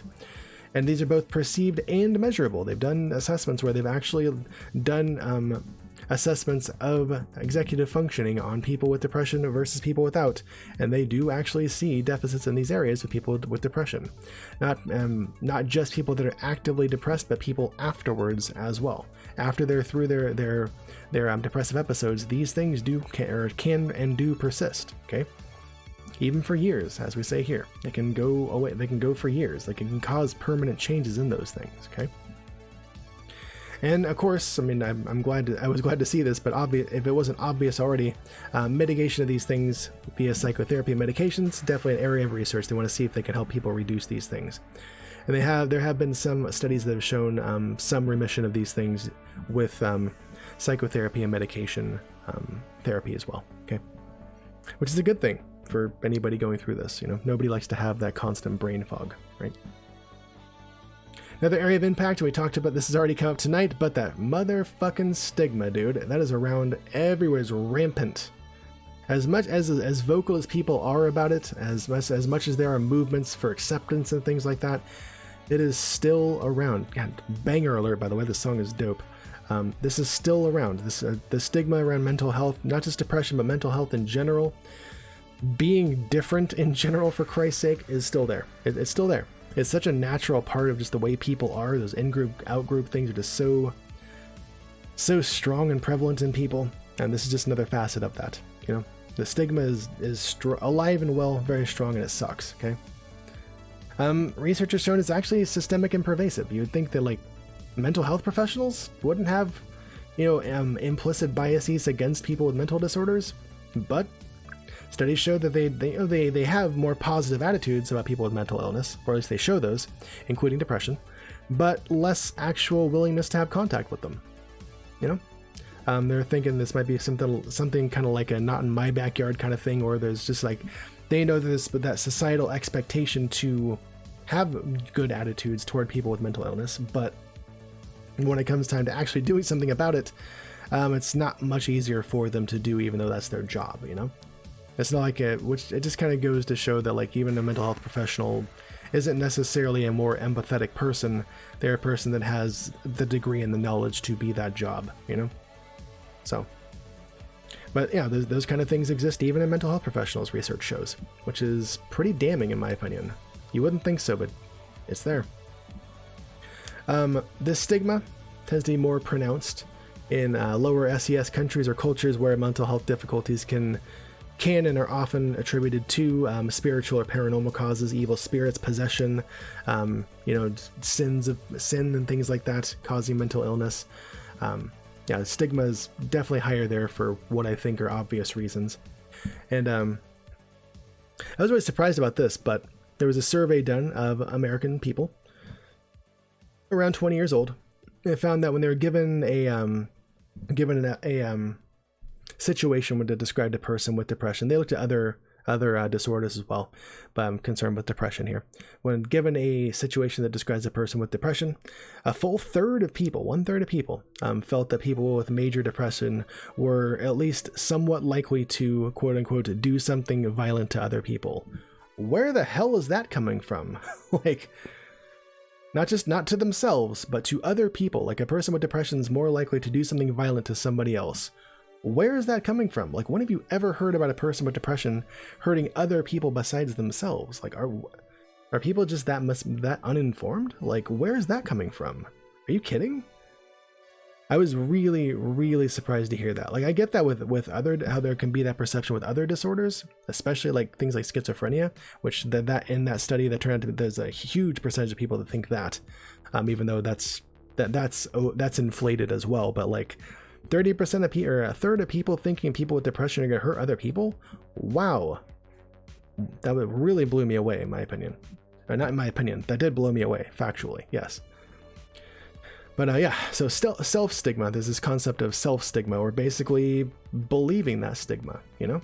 Taking these things to heart in a person with a mental illness or anything else for that matter.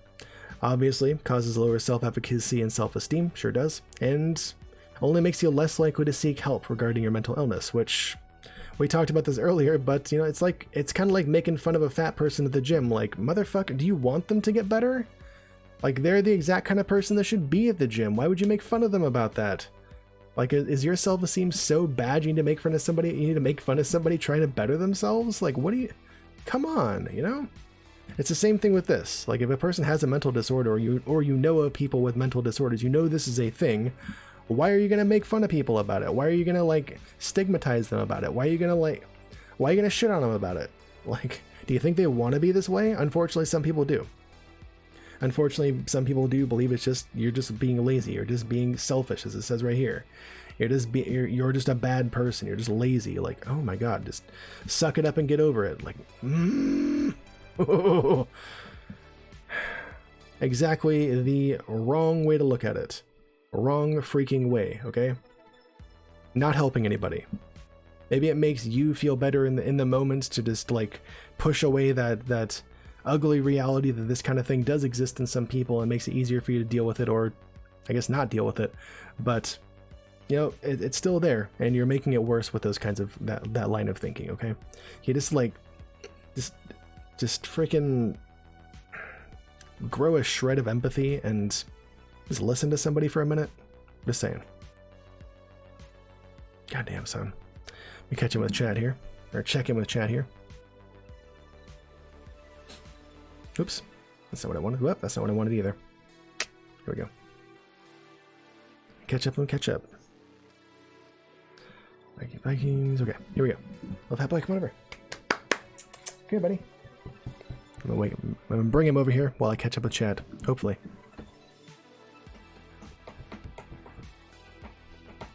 So Nodaleka says, a lot of you grew up with a very little positive physical contact. Most of it was negative. Okay. No accompanying or emotional connection with your family. Everybody was emotionally distant. At best, abusive at worst. Yikes. Hugging just isn't your thing. That'll do it. Okay. Gotcha. That'll do it. Yeah. Come on up, buddy. I see that you guys took out Tonky Trips. This means Little Fat One gets a treat. Y'all get some kitty cam. Thank you guys for donating again to Fat Boy's Fat Belly Fund, dedicated to keeping him the fattest kitty on Twitch. He appreciates it. I appreciate it. You all love it. It's a win-win-win. Oh, good boy. Oh, that's our air conditioner, Fats. It's getting a little cooler. A little chillier. You can come sit with Dad? Oh, yes! I get a little Fat Boy cuddles. My lap just got 110% fatter. Oh, good boy.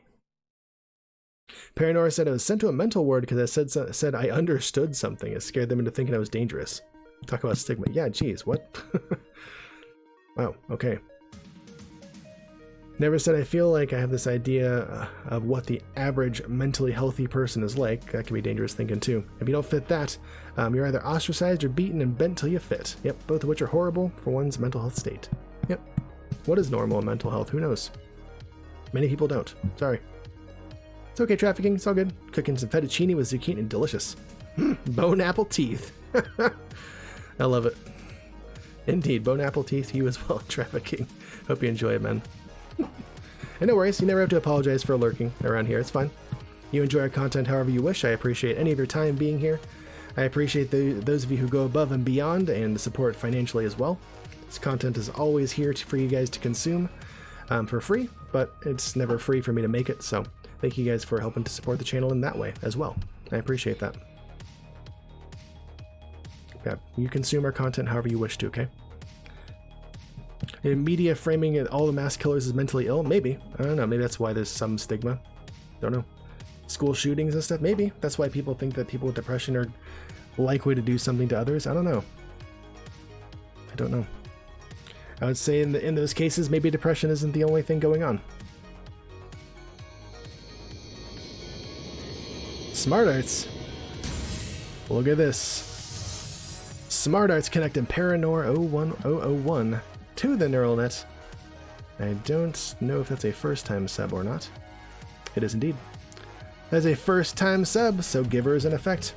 Same deal as earlier. Paranor, if you want to, first of all, enjoy 1 month of sickest emotes on Twitch, check out the sub perks down below. Whisper me by clicking on my name in chat.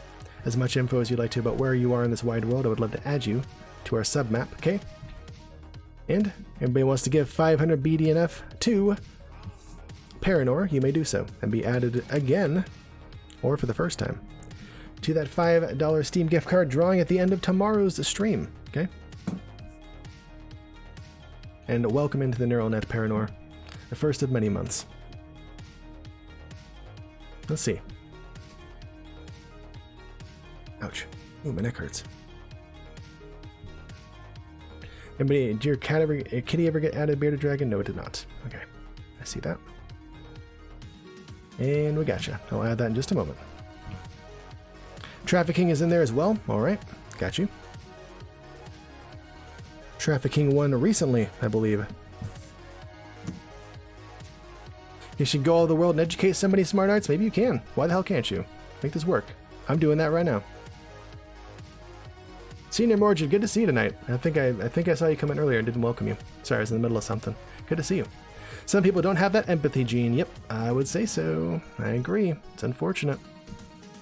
Lack of empathic training is how you make sociopaths. Or just lack of, I mean, I don't think it's a lack of training. There's not a lot of explicit training done on that to begin with. It's just lack of having that natural inclination towards empathy in the first place.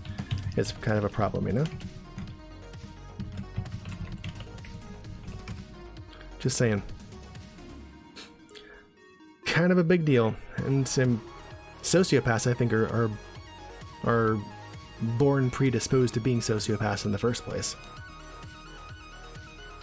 Smart Art says, I am not defined by my illness, my orientation, my gender, my marital status, or anything else. I am defined by who I am, not what I am. Fucking love that, Smart Arts. Chant that on the daily basis when you wake up. Dude. Dope. Empowering. Freaking love that. Good on you, Smart Arts. Keep it up. Love it. Alabama North, baby. Alright, like I said, whisper that to me so I don't forget. I'll forget by the end of stream. I need you to whisper it to me.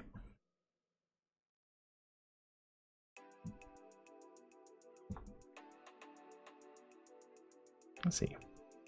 You're in Trafficking's in. Little Miss Demi is in as well. I see that. If I ever don't see your entries, please don't hesitate to let me know, okay?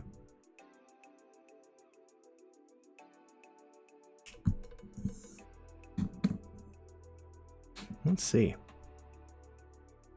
Being neglected by parents, that's a lack. Yeah, there's that too. I don't know. Being neglected by parents, that probably has something to do with becoming a sociopath later on, for sure. Sociopathy can be corrected, you say. Right. Seems more like learned over innate, like psychopaths. I don't know. I think there's definitely a genetic component or a genetic predisposition for that too, I would say. It's not just, yeah, I don't think it's that different from being a psychopath. I think there's some definite... There's nature and nurture in both of those, you know? I think that there's the same thing in sociopaths, you know, versus psychopaths. There's definitely a predisposition, neurologically they've found in psychopaths, but not everybody with that same predisposition has psychopathy, you know? In fact, there's the case, I don't know, maybe you heard of this case, but there's a guy that did a lot of fMRI research on people with psychopaths and versus controls and what their brains looked like. They found certain patterns of activity and anatomy in people's frontal lobes in psychopaths versus controls, and they wanted to kind of group those and be able to start predicting which people had psychopathy and which ones didn't. And as he was kind of like sorting through them, he noted like, oh, this is one with psychopathy. Who is that? And it was him. Like, he had it. And he was like, whoa. What? Like, he had the predisposition, the neurological predisposition to be a psychopath, but he wasn't, you know?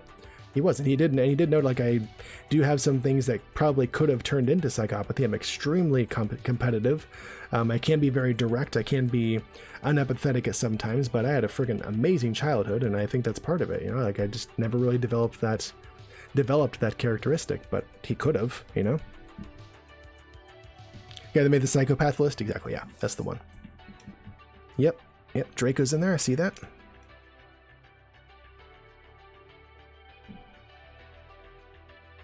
Oh, Draco's in there twice, okay, I'll honor that. Oh crap, I've been forgetting this, jeez. Right here, the new subs are VIPs as well, I almost forgot, jeez. I forgot all about that. So Paranor and Lil Miss Demi enjoy 1 month of VIP treatment. And here the newest subs are VIPs. We value you a little bit more for that first month, just because, well, just to welcome you in a little bit more to the neural net. Okay, so boom, enjoy that delicious purple jewel next to your name. And also, Mark gets that as well. Oh, totally forgot about this. I really wish mods could VIP people. I don't know why they can't do that.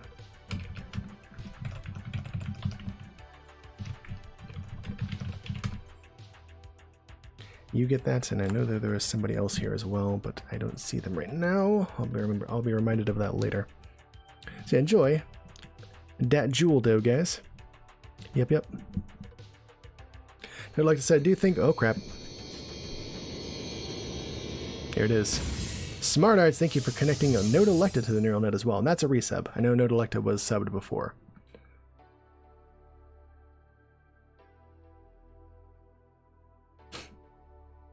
But thank you for that resub for Node Electa. Welcome back to the neural net, Node Electa. Enjoy another month of the sickest emotes on Twitch, man. Glad to have you back. I think editor mods can. I don't know what the difference is, High Top. Maybe I need to look into that more.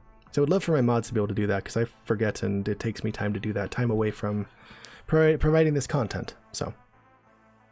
Oh, that's awesome. That's awesome, Never. Unfortunate side effect, but I'm glad for you and Kitty Time. Welcome back, Node Electa. Again.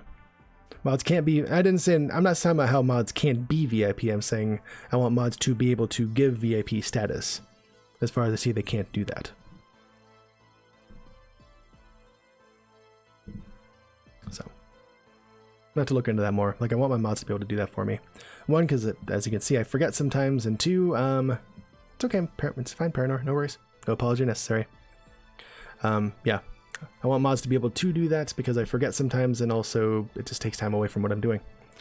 One of the reasons that us creators rely so much on our mods for you guys to be able to handle those kind of things. I always appreciate my mods for that. You guys do a wonderful job.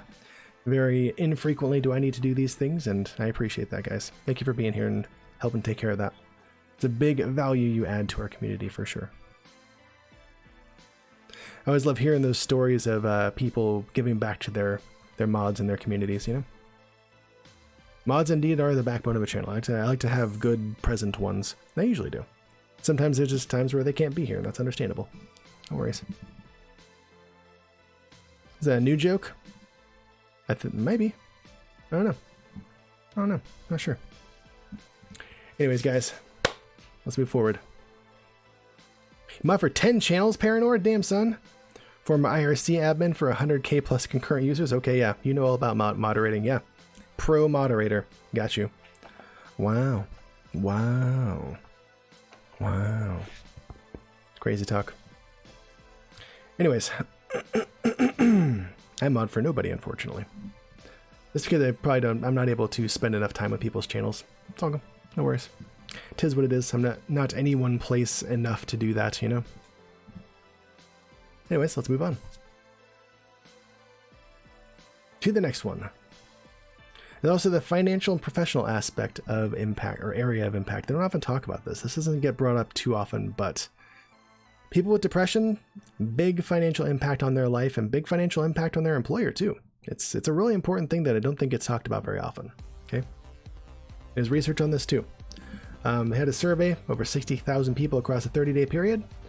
People with major depression accounted for about 5% of the missed days that were reported by respondents. Okay, so of all those people across 30 days, 5% of those absences were due to people with major depression having depressive episodes and not being able to make it into work. Yep. That's by far the most of any mental health issue. Out of those 60,000 people, obviously there were going to be other mental health issues, mental health difficulties. Major depression accounted for way more than any other one. Okay, because people with depression just can't get their ass out of bed to get to work as consistently. They just can't do it. You know. They can't even be motivated to take a fucking shower consistently sometimes. How are they going to get their ass to work? They can't always do it. So, it stands to reason that there's going to be financial impact on that, right? Absolutely. Yeah, people with major depressive disorder also report substantially lower income than people without depression. Probably because more difficulty holding down a job consistently, more difficulty making it to hourly jobs where you get paid by the hour. So if you don't show up, you don't get paid. This happened to me in multiple jobs where like I blew through my allotted sick time for a year because of depression, and then still needed more days off and I didn't get paid. You know, I've lost out on probably a few $1,000s over my life, and that's small potatoes compared to other people. You know, many other people have probably lost a lot more due to that. I've never lost a job due to my depression. And I don't plan to, but I've lost out on plenty of money due to it. I wish I hadn't, but here we are, you know? So some studies suggest that depression in childhood and adolescence also predicts substantially reduced income earnings in adulthood. I would say that's probably due to that kindling hypothesis, the fact that if you have depression one time, you're likely to have more depression. It's not going to go away easily, you know? There's people that had depression in childhood and adolescence probably haven't remitted, and they're having it in adulthood, and it's affecting them financially and occupationally, you know? As well as in other areas of their life too, of course. You know? There might be some reciprocal causal effects, they say, meaning that loss of income, that need to catch up at work and, you know, just be behind all the time, be a burden on other people, the loss of income, the added stress due to that, may help to cause or worsen depression.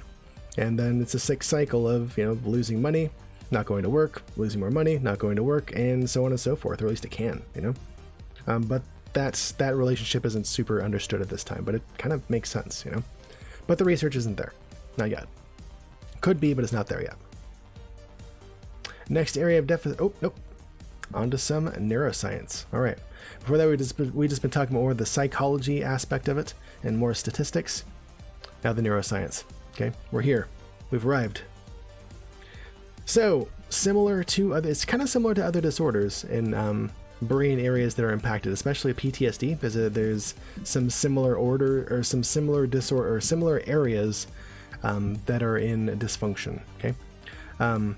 There's a difference in connection between, in depression, there's a difference in connection between the prefrontal cortex and the limbic system. Kind of like we talked about yesterday with the with PTSD. Also a disconnect between the prefrontal cortex and the limbic system, specifically the amygdala and the hippocampus. Same thing here in depression, okay? But of course that dysregulation, that disconnection, that dysfunction is going to look different here in depression versus PTSD. Although it might be similar if there's comorbid PTSD and depression, which a lot of times there is. Okay. So yeah, hippocampus and amygdala, kind of like in PTSD, show less functional connectivity between themselves, so they aren't talking as much as they should, and connection between themselves and the dorsomedial PFC, or the upper middle portion of your prefrontal cortex, and the ventrolateral PFC, or the outer and lower portions of the prefrontal cortex. Dorsomedial PFC does a lot of the thinking about ourselves and other people in social situations, which anybody here with depression might know you spend a lot of time thinking about as a person with depression. Your experiences, especially with other people, your connection with other people, or a lot of times lack thereof, you spend a lot of time thinking about that kind of stuff. Thanks for checking us out, everybody. Thanks for checking us out. Appreciate you. Thanks for connecting with us. There's also overreactivity of what's called the insula, which isn't shown here, but this brain is not drawn super well. But if you see, there's the lateral fissure here. If you were to take some instruments and spread that lateral fissure open, there's another layer of cortex on the inside of that, and that's called the insula. Okay, but that area called the insula is very strongly involved in what's called interoceptive feelings, or basically feeling our own internal states, especially emotional states. Okay. As you might guess, that's got hyperconnectivity. We feel our own emotional internal states a lot stronger in depression, and the insula is hyperconnected and hyperactive with the PFC, so we're more acutely aware of our internal emotional states. Okay, that's been implicated as well. I've heard about that not only in different studies but in books as well. There's a great book I'll talk to you guys about at the end that is very accessible as far as neuroscience of depression goes. Okay. So these patterns of activity and connectivity may give rise to difficulty suppressing those negative emotions that come up during depression using our frontal lobes. Kind of similar to PTSD, how people have difficulty regulating and suppressing that fear response due to the difficulty in connection between the limbic system and the frontal lobes. No difference here. Same kind of thing. There's a lack of connection between the frontal lobes and the limbic system, but we'll have more difficulty suppressing those depressive feelings, the feelings of sadness, feelings of guilt, shame, any of those kind of things. Okay. Also may have a lot to do with the lack of motivation and anhedonia, or lack of joy, lack of feeling of good feelings, right? So for the limbic system isn't able to consistently or accurately convey good feelings to our frontal lobe so that we're aware of them, we're not going to feel them as much. Okay. That and the insula itself has a tendency to convey negative feelings over positive feelings. So if it's hyperactive, it's going to convey more negative than positive as well. And lack of motivation, that ties into an area of the limbic system called the nucleus accumbens. Okay. The dopamine system is shown to be off in people with depression as well.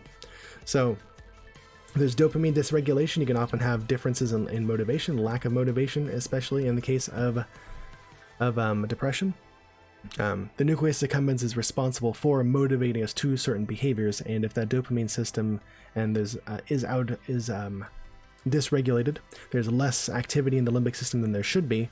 There's not going to be as much activity in the nucleus accumbens either, and you're going to be less motivated to engage in behaviors that are typically rewarding for you. Things that are typically fun for you aren't going to be seen as fun, and you're not going to be as motivated to do them, all because of that dysregulation in the limbic system and the frontal lobes. Okay. That's a bit of the neuroscience. There's more to go. We're gonna check. I'm gonna catch up with chat for a minute though. Okay. Welcome on in the loner viewer and perps. Good to see you guys. Welcome on in.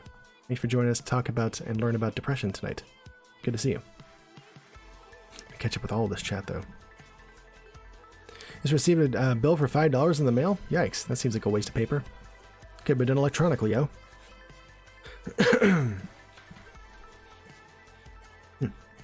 I see you guys took out fabulous feline fencer Felicia, which means little fat boy gets a treat. Yeah, I'll get some kitty cam. Fat boy, bring over. Bring your fat self over here. Come on. But same, yeah, you're about to say the same, lack thereof. Yep. In depression, it's often a lack thereof for a lot of things, but also an increase in that negative interoception. Thanks for checking us out. Appreciate that. Come on up, buddy. Very impressed by the closed captioning you have in the corner. Yeah, that's good. I wish it was a bit more accurate. It's not the YouTube captions that get put up automatically are way more accurate, but this works. This works for the most part. I'm looking at moving away from this and using a plugin, or sorry, not a plugin, but a Twitch extension instead to see if that's more accurate in what I'm saying. I just want it to be. I want people to actually know what I'm saying, and without like speaking really loudly into the microphone. It's really hard to make sure that it does that, but I'm glad that you're getting something out of it. So, yeah, it's there for second language speakers, and also it's primarily there for the DHH community, the deaf and hard of hearing community, because they literally cannot hear what I'm saying. You know, loud and articulate. I mean, yeah, it's hard for me because I'm already speaking louder than I normally do, and speaking for a long time is hard on the voice. So, yeah, it's tough. But if I turn up the gain on the microphone, you hear all the stuff that I do with my mouth, and I don't want that. So it's hard, you know. It's tough. Well, maybe with a new microphone we'll not have that same problem. We'll see how that goes. But I see you guys took out fabulous feline fencer Felicia, which means this little fat one right here gets a treat. Y'all get some kitty cam. Thank you guys for donating again to Fat Boy's Fat Belly Fund, dedicated to keeping him the fattest kitty on Twitch. He appreciates it. I appreciate it. You all love it. It's a win-win-win. This guy has helped me with my depression so much. I think that's downplayed too, is the ability for pets to help us through that kind of stuff, you know? That's something I should have thought about to put in here. It's something I want to put in this talk in the future. But pets totally can help, dude. Oh my gosh. This little guy's been through so much with me. So much in my freaking depressive states. Jeezy, crazy. There's been times where like the suicidal thoughts have been very, very strong, and like I didn't go through with it because I got this guy, you know? The people in my life, they can take care of themselves, but like he needs me, like I can't, you know. Jeez. You need a kitty, Paranoid? You can't have a kitty? No. I hope you get a kitty soon. Oh, that's no good. I want everybody to have a kitty if they want one. Anyways, yeah, that's something I totally should have added in here. I want to write myself a note. More about light therapy. I didn't add that yet. Totally a strong link between light therapy and depression symptoms and pets. Always more to add. Oh my gosh. Oh, that's awesome. Smart Arts, that'd be a great one for the Discord too. I can't look right now. I'd love to see that over. Some people can look at that, but that's great to share in the Discord so everybody can look anytime they want to. Landlord doesn't allow pets. Oh, Demi, I'm sorry. Yeah, we specifically look for a place that allows pets when we go places, which limits our options, but most places are cool, just like a little kitty. It's fine. We had a lot more problems when my wife used to have a big pit bull a couple years ago before he died from cancer, and like that limited our options severely. People do not want big dogs in rentals, so no good. No good. Guillotine landlord. Is that web caption making me look like an ass again? It does that sometimes. Sometimes it do. People don't think it'd be that way, but sometimes it do. Indeed. Indeed, yep. Oh, I got you, Paranor. Yeah, you definitely want to be able to take care of your pet. And it's a responsible decision on your part to not get a pet if you know you can't do that, you know? Some people would try to anyways, even though they really can't care for it. So, I'm sure, Paranor, yeah. I don't know what I'm going to do when this guy passes away. I mean, I'm going to get another kitty, but I'm going to be a wreck for a while, you know? Glad trafficking. Glad you love it, man. Enjoy them noms. Okay. On to the next section. Here we go. Before with that, though, thank you guys for being here this evening. I appreciate all the interaction that we're getting, okay? Thank you guys for being here. Thank you guys for spending time with me. Thank you guys for learning with me. Thank you guys for teaching me. Thank you guys for sharing your experiences, all that stuff, okay? I appreciate having you guys here this evening, and just can't say that enough. Thanks for being here. You guys could be a million other places, and you chose to be here. Thank you so much. Appreciate that. We gotta sneeze. Hang on. We gotta sneeze. Ooh, we're back. Okay. Whew. All right, so there's involvements. Unsurprising to me, but maybe surprising to you if you hadn't heard of these or know much about them. But there's differences, or there's involvement in the different networks in our brain as well. Most notably that default mode network we've talked about a few weeks ago on chat, but there's a VOD all about that if you're looking to know about that, okay? The salience network and the central executive network, okay? These kind of work together throughout our day to shift us between task and non-task oriented behavior. And these are dysregulated in people with depression, okay? In some of the same ways that it is in PTSD as well, you know?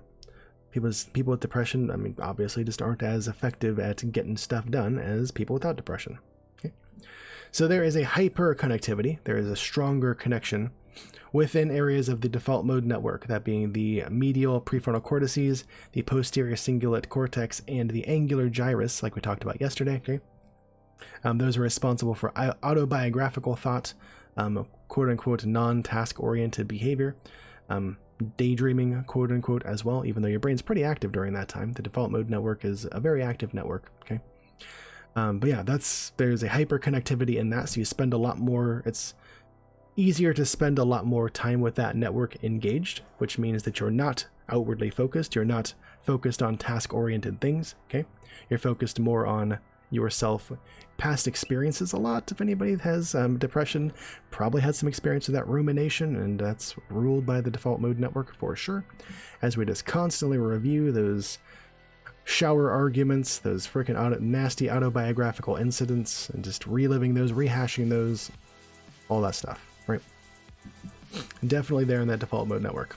Hyperconnectivity within that, and there's also within the DM, there's hyperconnectivity within that default mode network, and also between the default mode network and the frontoparietal network, found with people with major depressive disorder, which means there being more connection between the default mode network and the central executive network, or the frontoparietal network, means that the central executive network is going to be more likely to shift you over to the default mode network at a moment's notice, okay? Central executive network is there to switch between different wide-scale networks, being a stronger connection between that and the DMN, more likely to switch over to the default mode network. It's easier for the DMN to vie for your attention and your resources at any time, okay?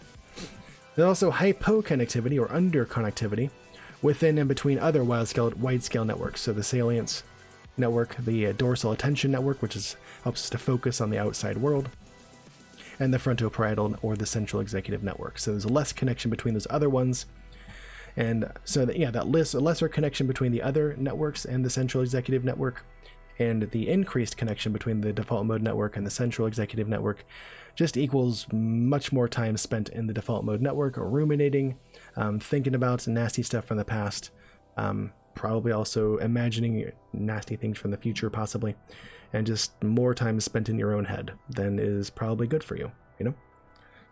And that's where that rumination comes in, like I was saying, okay? That comes from that impaired reduction of the dorsal, or gosh dang it, default mode network. I always want to call the DMN the dorsal something. Impaired reduction of that activity. There's not able to switch out of that network effectively, right? In people with major depressive disorder compared to control participants, okay? And it can look different, okay? This rumination can look different in what are called non-clinical people versus people with a tendency to ruminate. It could look different in non-clinical people with a tendency to ruminate. So this is for people that actually have depression. There's these patterns of connectivity, but in people that ruminate but don't have a clinical diagnosis of a depression, that connectivity can look different, okay? Anyways, I'll catch up with chat and we'll move on.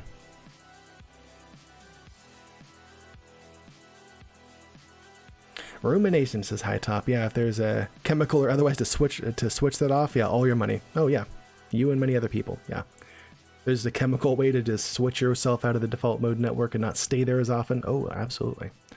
It's hard to do. Hard to do.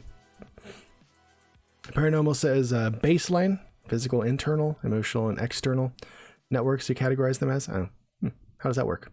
I'd like to hear more about that. Okay, got you, Paranormal. That's what Lorazepam does for you. Yeah, all right. Hey, Culinarium, good to see you, Mrs. Beta. How you doing? Saw a doppelganger in the front yard. What? Oh, you saw somebody that looked like me in the front yard. I was like, what are you talking about? It's going just fine in here.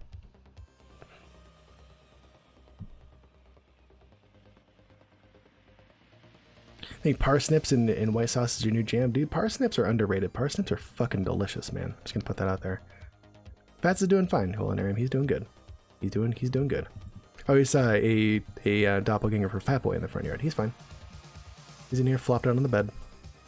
Parsnips are mad underrated. They are. I've had a parsnip apple pie before. Dude, it's so good. Oh my god. Delicious. Woo!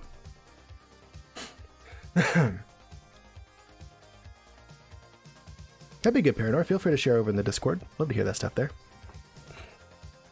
Absolutely. You can put that in the science section. That's fine. Yeah. Parsnips are bomb, dude.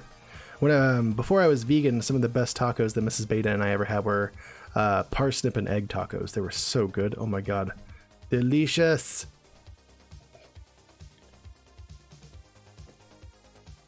The parsnips are bomb, dude. I love them. Sound fantastic they are. Yeah, they are. You love roast parsnips? Yep. So good. Yeah, be careful to make sure you cook them long enough. They could be like a little like woody otherwise if you don't. But they're freaking so good if you do them right. Nah, Culinarium, he's good. He's here. He's in here with me. Yep. Anyways, you pair that with some smoky cascabel salsa. Ooh, that sounds delicious. I forget what kind of salsa we used, but it was bomb. I don't think we bothered with the salsa actually, because it just had an egg salsa already, you know? Butter and parsnips are like carrots and mashed potatoes. They kind of are. Yeah. Kind of are. They're bomb. They're freaking good. Super, super good. Alright, next slide. Let's work through this. Here we go. So some things, oops, I guess I didn't change all these. We're going through areas or things that can maybe influence, or things that can help depression. Okay, things that research is saying could help depressive symptoms. Okay, and one of those things that people are looking at, one of those things that researchers are looking at, is diet, specifically increasing tryptophan intake in your diet. Okay, good to see you, Nivi. Welcome in. Yeah, there might be some credence to that. There isn't strong evidence either way at this point. Some say yes, some say no, but there could be an evidence to this. There certainly seems to be a physiological way for this to work. But there's some things to say yes, there's a connection, yes, or no, there's not a connection. Sometimes there's a connection only with people with depression, and there isn't without, you know. But there is some, like I said, there is some. One second. Sorry. There does seem to be some credence that's highly increased, you know, greatly increased levels of tryptophan in your diet, which is found in a lot of foods, shown here. I don't know what dried egg white is. I don't think I've ever had that or ever will, but apparently that's got a lot of tryptophan in it, okay? But greatly increased tryptophan in your diet might be able to help combat depression, but there's nothing definitive there just yet, okay? However, what is known is that eating foods that have serotonin doesn't do anything, okay? You know, SSRIs are often prescribed to raise serotonin levels in the brain, but eating foods that have serotonin does not do anything. That's not a thing that happens, okay? Because 5-HT, which is an abbreviation for serotonin, that doesn't cross the blood-brain barrier. So if you eat serotonin, it's not going to get into your central nervous system. It doesn't cross, okay? So the whole thing, like bananas can make you feel better because it's got serotonin, not a freaking thing. Serotonin doesn't get across the blood-brain barrier, okay? And bananas also don't have much tryptophan, if any, at all. So that's not going to help you either. Bananas ain't going to help depression. Sorry. It would do better as a way to get pills in you if you don't enjoy taking pills. Like, it's just not going to do anything for your depression. Sorry. But these foods have a higher amount of tryptophan, and maybe some increased dietary tryptophan might help some people, you know? It might help some people, might not help other people. It's going to be another tool in the toolbox, possibly. And yeah. But people always say turkey, or the tryptophan. It's actually got a lot less than these other things here. Soybeans have a ton more.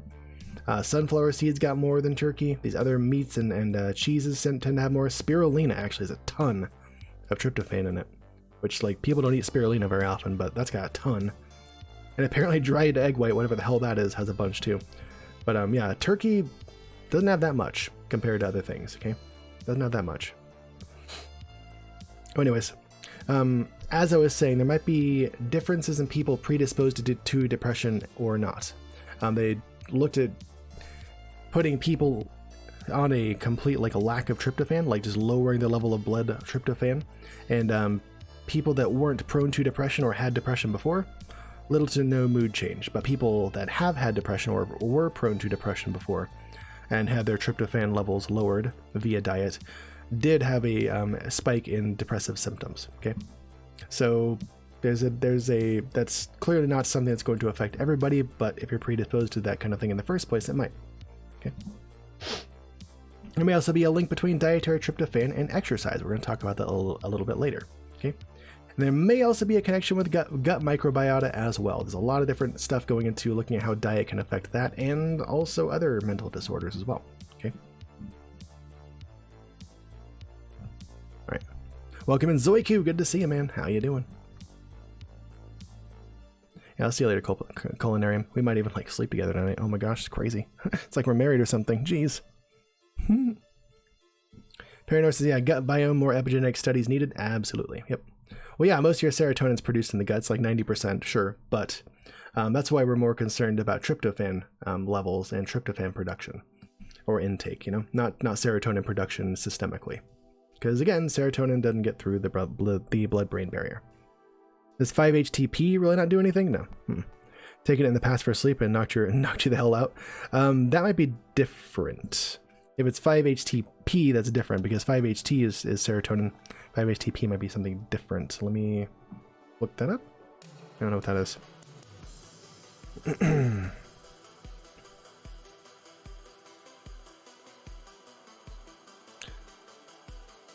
And yeah, that might be a little bit different there. Hang on. Yeah, 5-HTP is something different.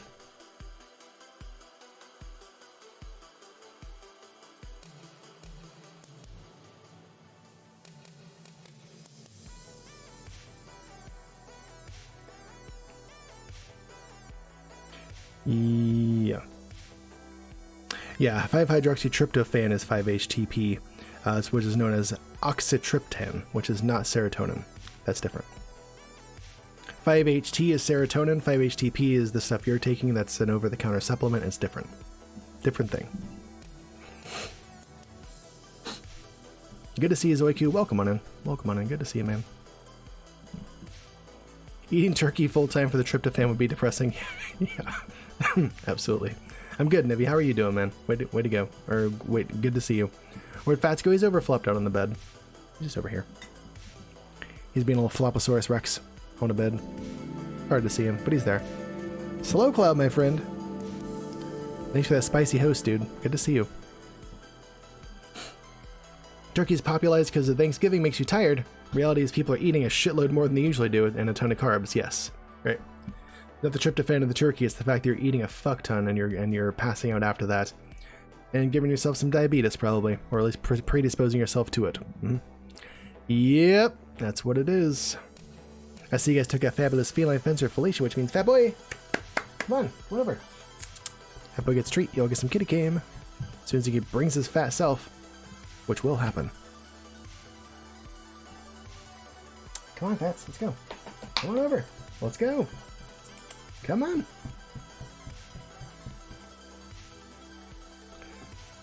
How you doing, Slow Cloud? Welcome on in. Come on, fat one. Let's go. aka Wilford Brimley disease. What are we talking about there? What's that? Haven't heard of that. Doing alright, just finished dinner? Nice, Nivy. Of course, thanks for asking, no problem. Always want to know how you're doing. Bring your fast self, come on. Thank you. It'd be so much easier if you just hang it over here like you normally do. Oh, the diabetes? Got it. I haven't heard of it referred to that way. Thank you for donating again to Fat Boy's Fat Belly Fund, dedicated to keeping him the fattest kitty on Twitch.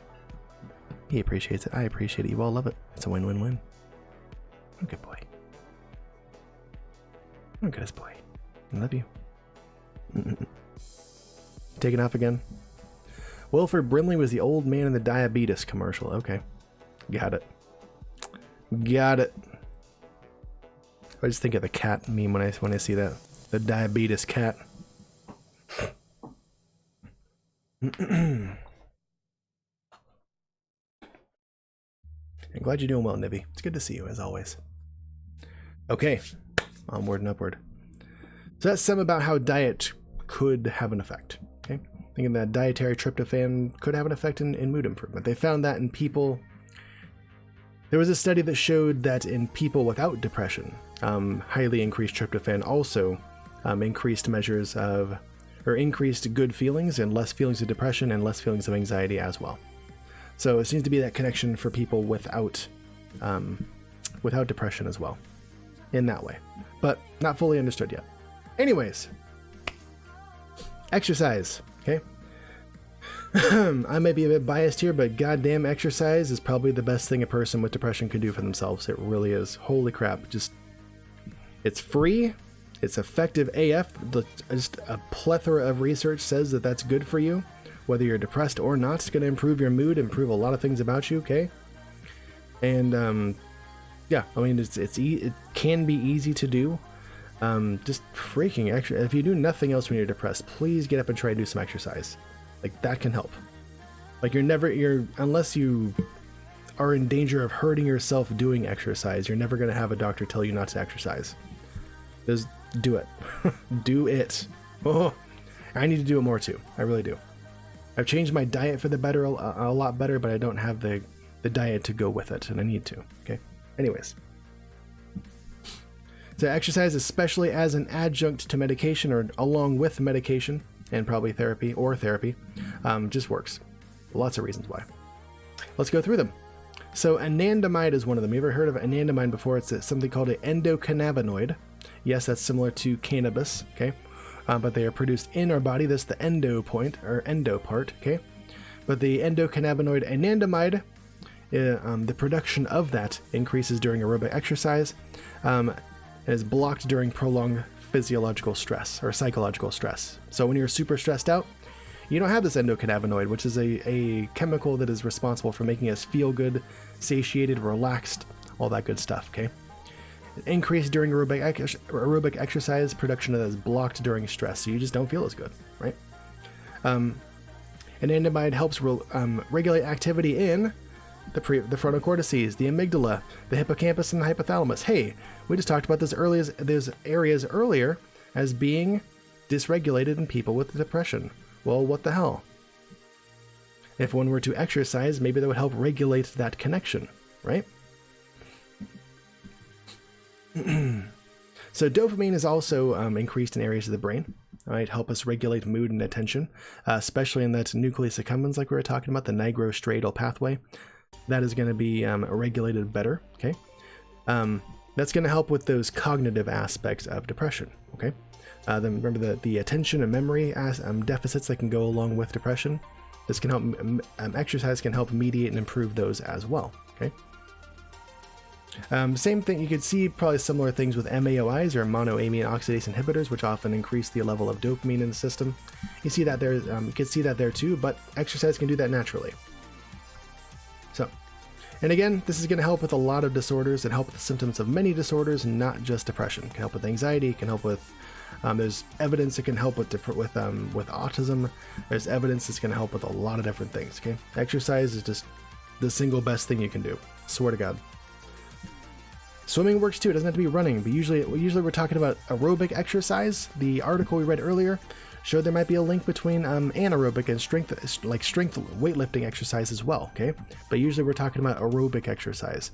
Some like 70 to 80% of your max heart rate for about a half an hour or so. You get wonderful benefits. That's where you get optimal benefits, but literally anything is better than nothing, okay?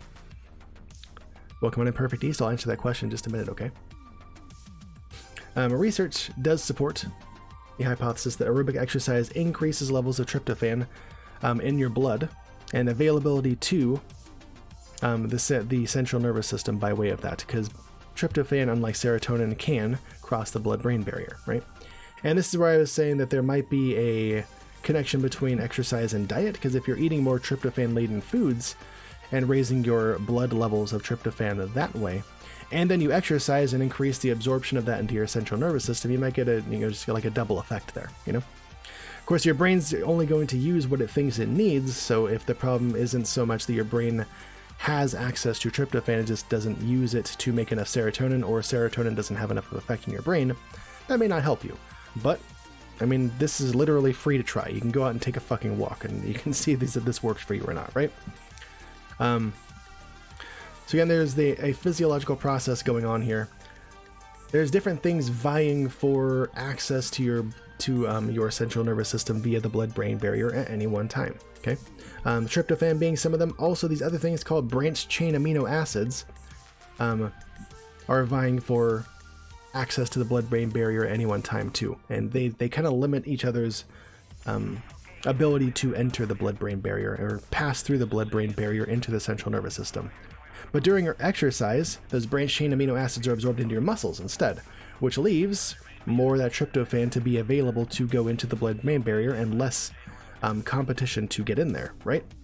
So that's the reason that is hypothesized that tryptophan can be transported more effectively into the central nervous system and thus made into serotonin when you are exercising, okay?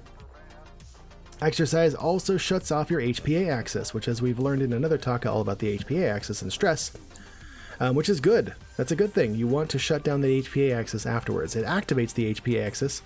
It activates a stress response in your body, but it also properly shuts it down afterwards. So known as quote-unquote good stress, right? Unlike prolonged psychological stress, just through work and life and other stressors like that, that doesn't really shut down the HPA axis afterwards. And that contributes to chronic stress, which is bad stress. The kind of stress that can cause depression, the kind of stress that can deplete stores of serotonin, causing depression. The kind of stress that can burn out your immune system and cause some long-term illnesses or chronic illnesses and things like that, right? But exercise actually does shut that HPA axis off and give it a rest, which is a good thing. If you're super stressed out, try to exercise. It really does help, okay? As I was saying, prolonged stress, cause of depression, especially in chronic pain, which would be harder to exercise during that time, but if there's something you can do, it'd be good. Again, due to that prolonged cortisol release during the HPA axis activation, there's cortisol release from your adrenal glands sitting on top of your kidneys, okay? But your exercise helps to shut off that whole axis and stop that cortisol release, okay? Oof, jeez. And another upshot to the 5-HT release in exercise in your brain is that this is targeted and area dependent. It's going to the places it should, versus medications where it just kind of just raises the amount of serotonin overall, and it might go to places that you don't need more of it and you get side effects, right? Exercise is going to cause this naturally, and it's going to get that serotonin to the places it's supposed to go by activating the correct physiological pathways, and you don't end up with nasty side effects due to that. You end up with pretty much as good side effects, besides, unless you count being out of breath and sore the next day, you know? But they're good things, okay? So for exercise, I can't suggest it enough. I'm sure you're sick of hearing about it. You hear it all the time, but goddamn it, exercise if you were having some bad mental health days. It's the best thing you can do for yourself. It really is, okay? And I don't think you need to be a doctor to say that. Anyways, let me check in with chat and we'll move on with the next one. Here we go. Going for walks helped you at times. There you go. Casual bike ride. Exactly. It doesn't have to be 70 to 80% of your target heart rate. It can be or your max heart rate. It can be something lighter. It really can. Like I said, studies have shown that 70 to 80% of your max heart rate is optimal, but it can be less. Anything's better, okay? Trafficking's been shopping around for local martial arts. Need more regulated positive stuff in your schedule? Exercise is too important. Yes, gotta do some. Yep, gotta do some for sure. Exercise comment always bums you out. Yeah, I know. Your response is, I'm not exercising because I'm miserable. I'm not miserable because I don't exercise. But it is that, though. I top it is that. You are more miserable because you're not exercising. It really is that. And I get it. It's a vicious cycle. Yes, I get it. I know. I've been there. The last thing I want to do when I'm depressed is exercise, but dude, that's the best thing you can do. I totally hear you. Absolutely. Perfect East, welcome in. Good to see you. Sorry, I am intending to upload this to YouTube and or Reddit after this, and I want to make sure that this is kind of done in chunks. The information is given in chunks, so it's not just me talking with chat for most of the time. I can curate this for people to watch, make this more consumable for people watching this later. So thank you for your patience and waiting for me to get through that slide and say my piece.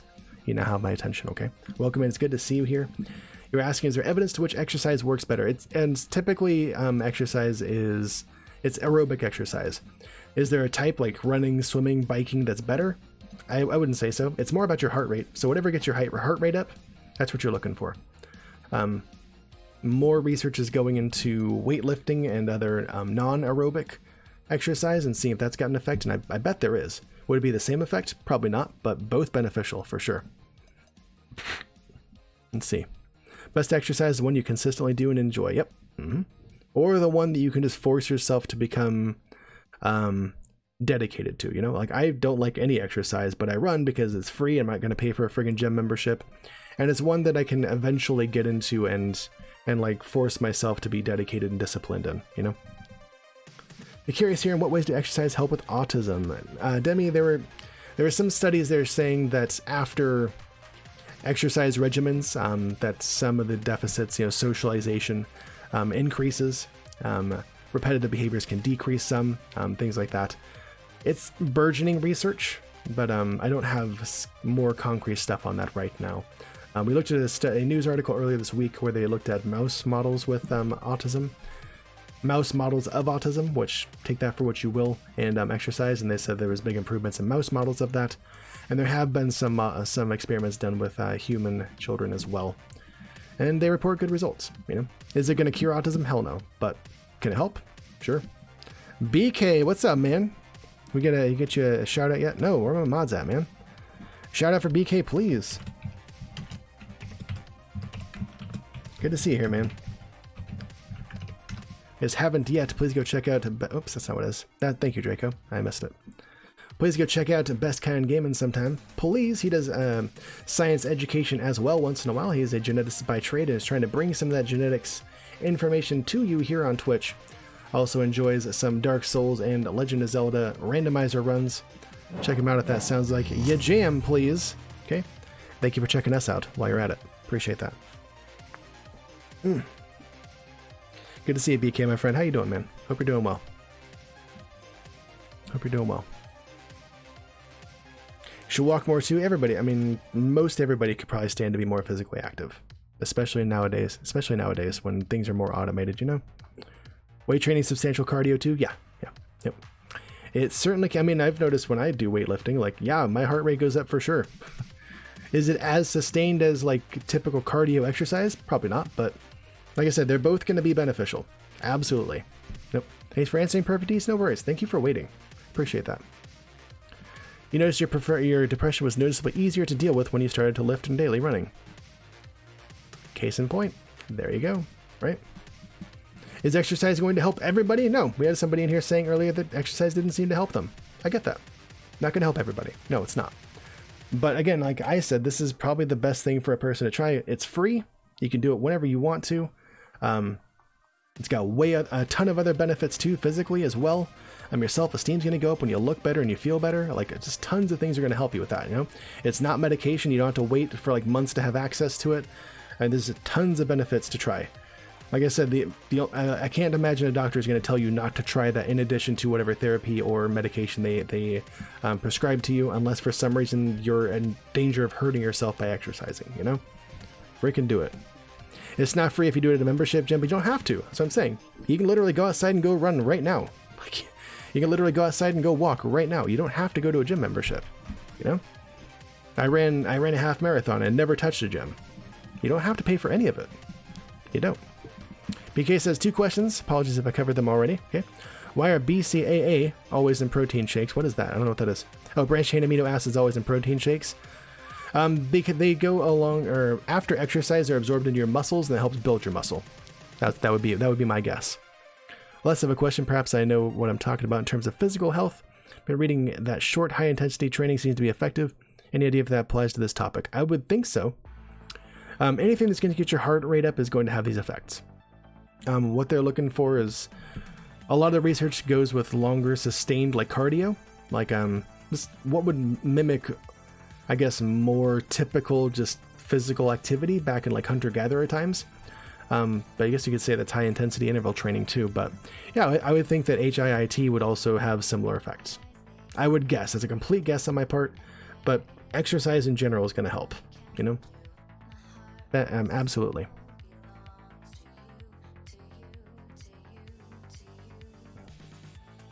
Demi's autistic, or says, see, you're autistic yourself. Hey, you're among many here. No worries. Always curious when it's brought up. Absolutely. Yep. There are multiple people with autism here in our community. We love you guys. By the way, if you guys haven't joined us yet and you want to, here's our Discord. Feel free to come join us over there for more science talk, sharing of pet pics, music, movies. The events section gets used a lot. We talk about our daily problems, things like that. We can support one another that way. Just general updates on what's going on in your life. So feel free to come on over and check us out sometime. We'd love to see you there. Okay.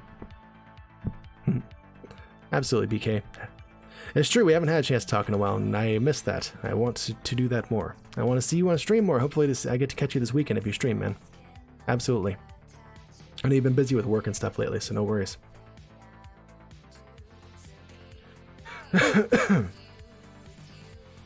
Yeah, that's my answer to that. Just learning about that branched chain amino acids get absorbed into your muscles when you're exercising. Maybe those get absorbed more than simple amino acids. I'm thinking so. Maybe you wouldn't go right now, Nivi, but you could. I used to go running at that time during the summer when it's hella hot. It's great to go at night. Just saying.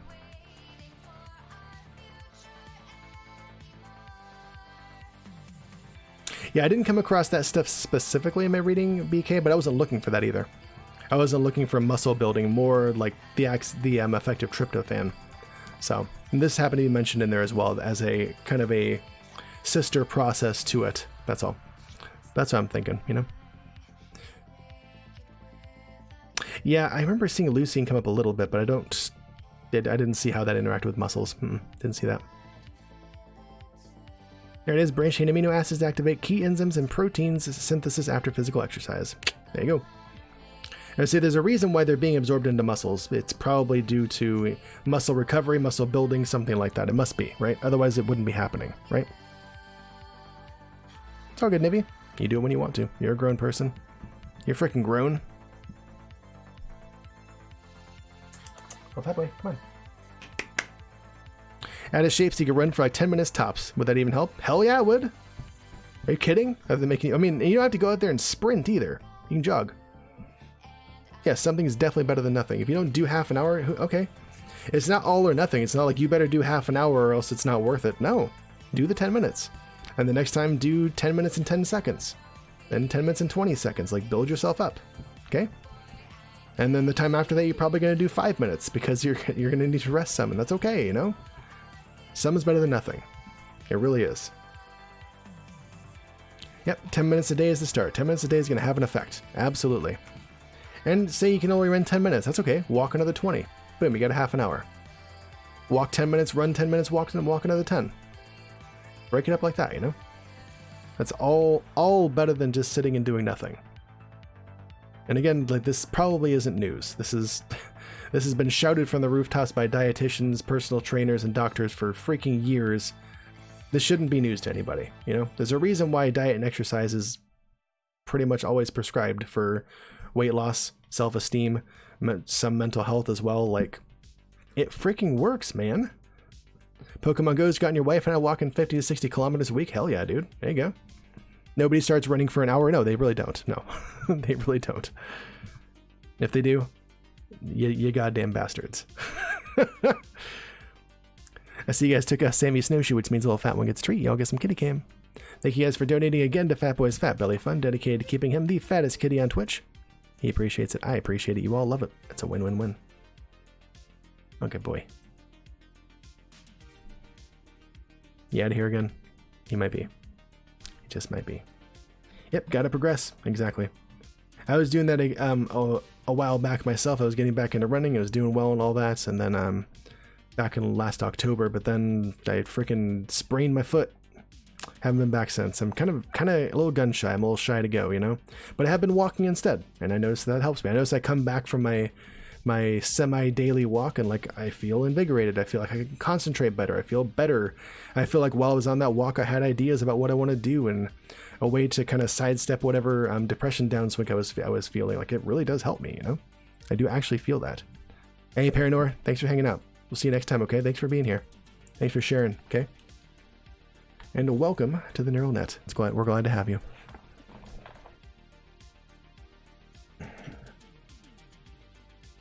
All right, let's move on. There is more to cover. Let's do this. Medications, obviously freaking prescribed in depression. Like that's most of what you hear about, right? When someone's got depression, give them medication, right? But as we saw, that's not the whole story, you know? There should be other stuff going on too. It shouldn't just be medications, okay?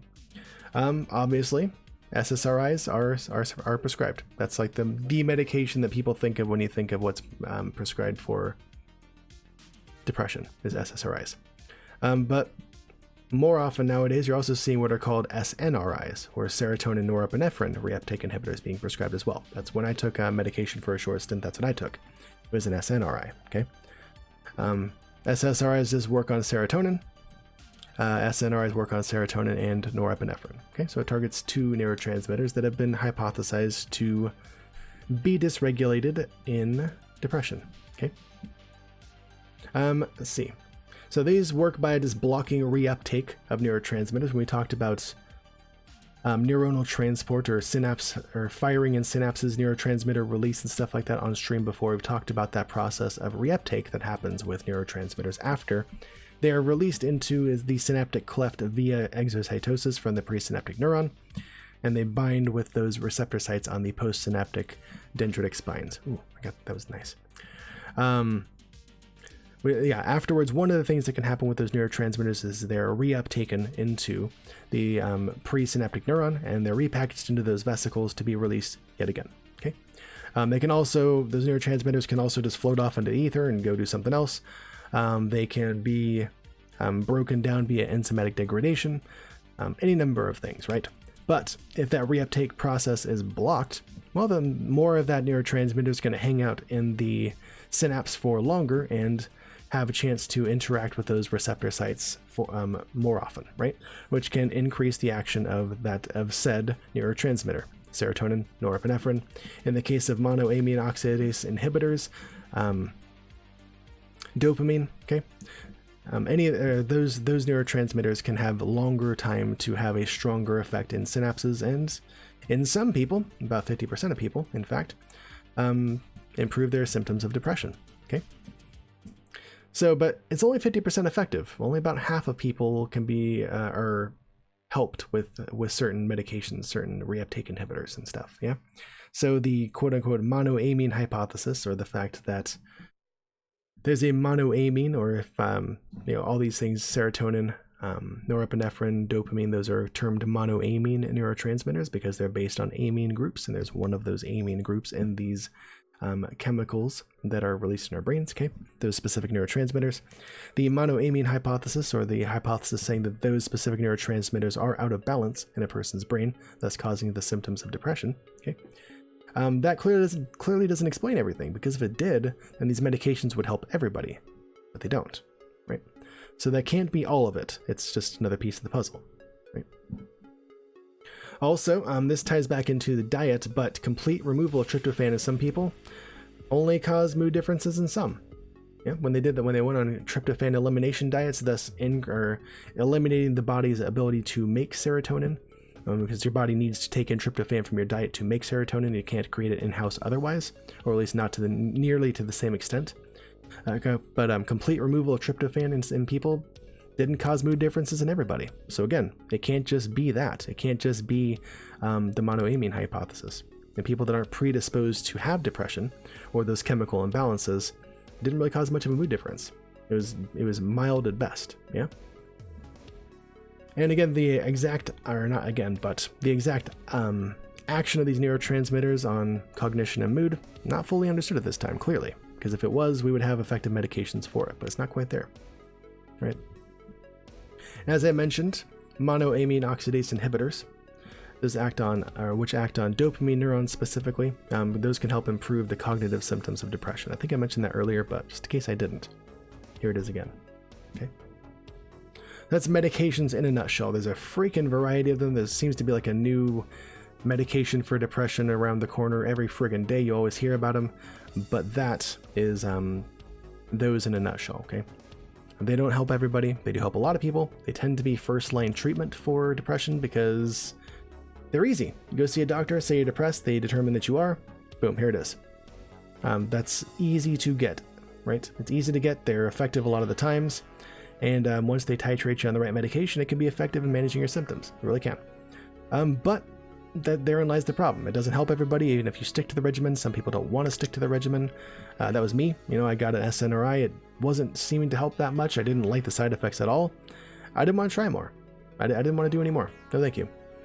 I decided that I would rather deal with my depression that I've already had for a long time than continue to take medications. That was just me. That's just how I work. Some people love their medications and how it manages their symptoms. They're totally fine with that. You go right ahead. Please do.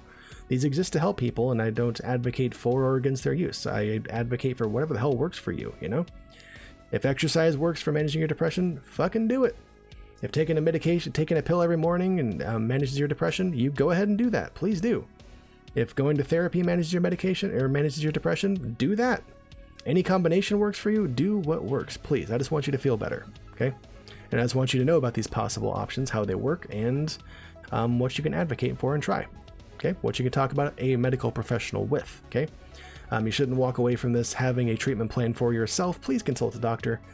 This is not in any way meant to be professional medical advice or take the place of a doctor's opinion or anything like that. These are just some things that do work for some, are being researched, are being prescribed, do work for some, don't work for others, and could be an avenue of treatment for you.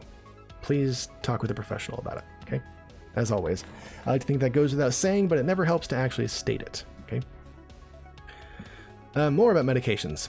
So, those are commonly prescribed medications, but more and more, there's this hot new medication called ketamine coming up. Yes, Special K being looked at for what they call severe and intractable depression, where medication wasn't controlling it as strongly as it should be, and the person is in imminent danger of suicidal ideations. Okay.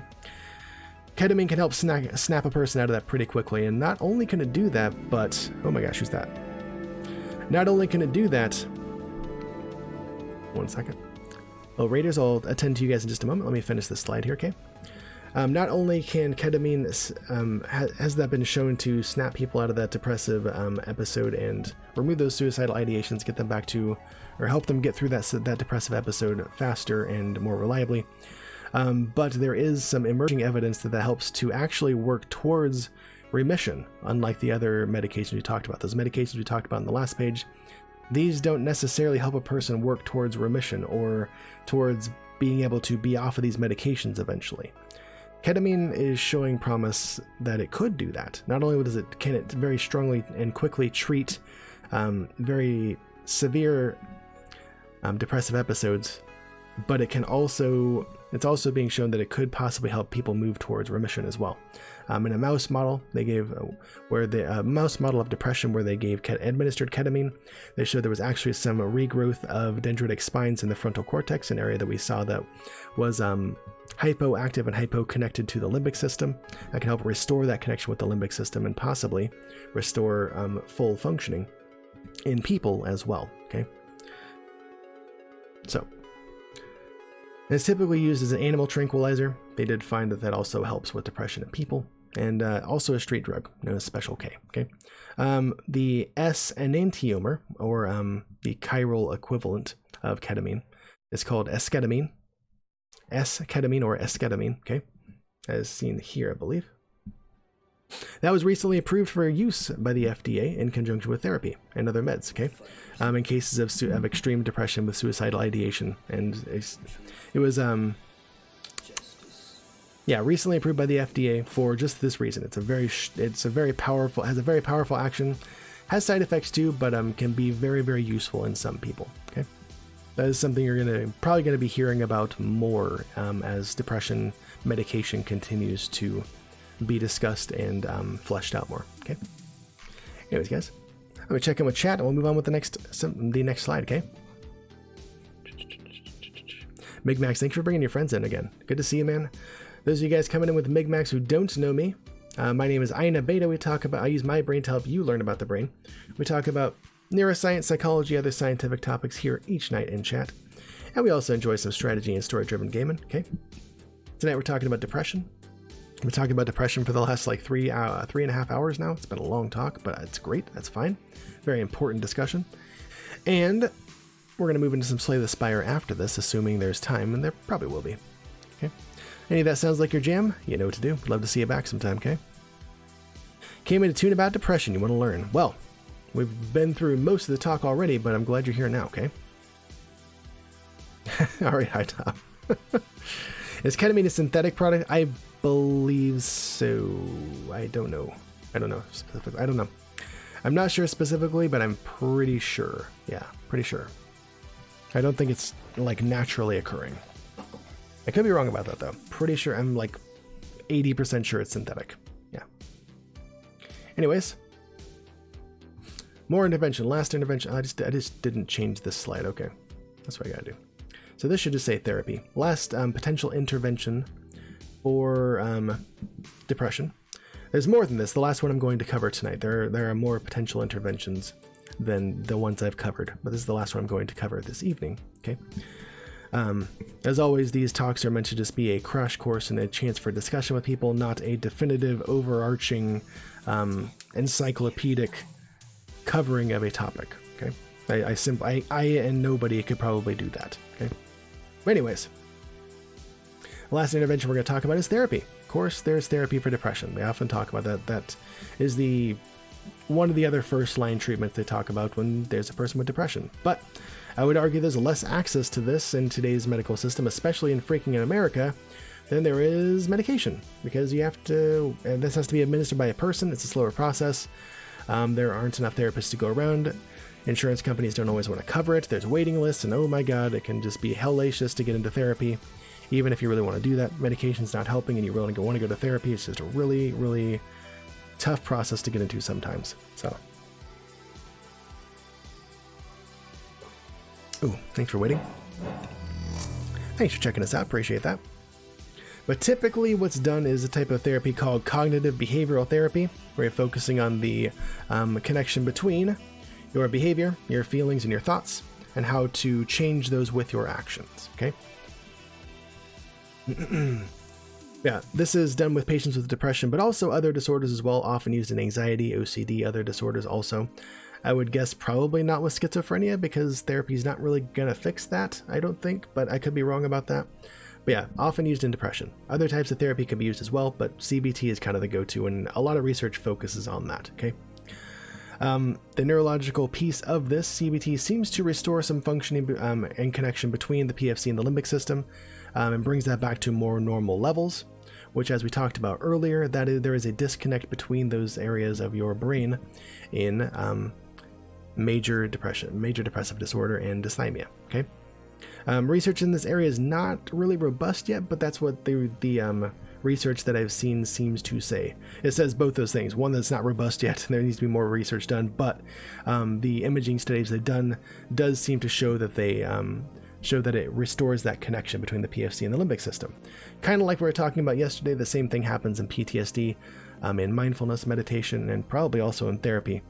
Yeah, so Psychotherapy, so that method of action in the brain isn't super robust yet. There are studies on that, but what is well documented is that psychotherapy does help people with depression. That's well documented.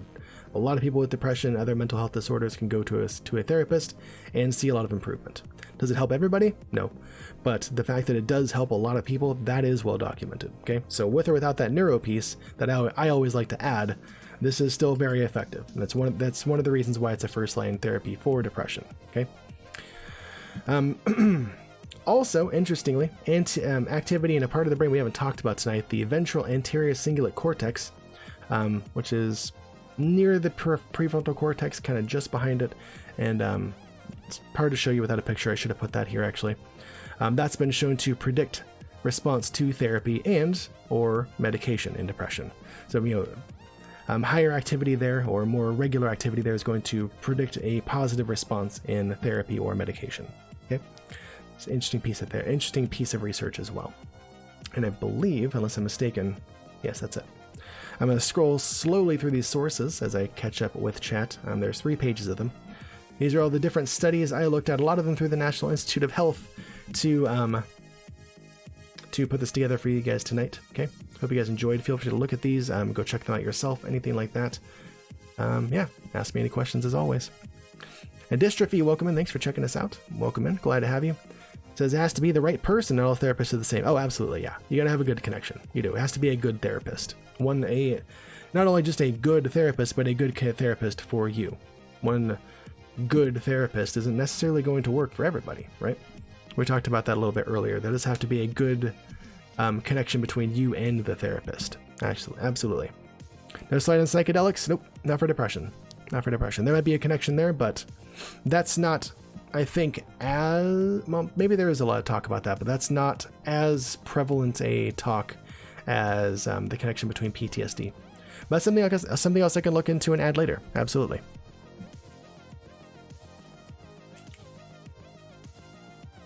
I already want to add in more about light therapy and pets, but yeah, psychedelics too. Sure, why not? If there's something to that, I would like to add that here, BK is saying, I feel like this should be something you know, but are there known genetic associations of depression? Hell yeah. Oh yeah. Absolutely. I can't tell you specific chromosomes or genes or anything, but yeah, there's definitely family histories, which screams genetic component. Absolutely, yes. There's definitely that. Oop, hold up. Last page of the sources. And as I was saying earlier, there is a nifty book that I wanted to recommend, and here it is. It's called The Upward Spiral. You can probably just search The Upward Spiral, and that'll take you to it, but the full title, I guess, is Upward Spiral: Using Neuroscience to Reverse the Course of Depression, One Small Change at a Time. But just Googling The Upward Spiral will do that for you, written by Alex Korb. Very good book. I like that. It's very accessible is what I like about it, okay? Tells you a lot about depression and anxiety and what you can do, how it works in the brain, what you can do about it as well. And yeah, it's very well done, I think. Very well done. And the guy who wrote it specifically to be accessible to everybody. So he synthesized all the research, including his own dissertation, and wrote you a nice, understandable book on it if you are interested in reading about that. Okay. Let's see. Dystrophy says having some sort of family support or family or friends support system is good too. Oh, we talked about that ad nauseum earlier. Yeah, absolutely. Having people that you can talk to about anything and they won't judge you. Yep, we totally talked about that a bunch earlier. Or lack thereof. Well, that was talked about a bunch earlier. Yes, absolutely. Notalecta said, never heard of any actual studies on psychedelics as treatment for depression. Neither had I. Yeah. Heard more anecdotal talk, but nothing scientific. Yeah. That's why I included it in PTSD, because there's definite research in that. FDA agreed to actually fast track that research because the results are just rave right now. But I didn't hear the same thing about depression. Doesn't mean that it's not there. It just means I didn't hear about it. So seems like a little more research should be done. I mean, if research warrants it, if there's been pilot studies done and it seems to help, then yeah, loads more research should be done. But again, you're looking for the kind of research that is in PTSD where like 2 treatments shows a 50% remission rate. That's amazing. That's going to get people's attention, if people do some psychedelics and it helps like a small subset, not as good, especially when you're already up against known effective treatments like therapy, exercise, medication, things like that, you know? It could be that too, Note, like they're just having trouble getting those kind of things approved in the first place. Could be that too.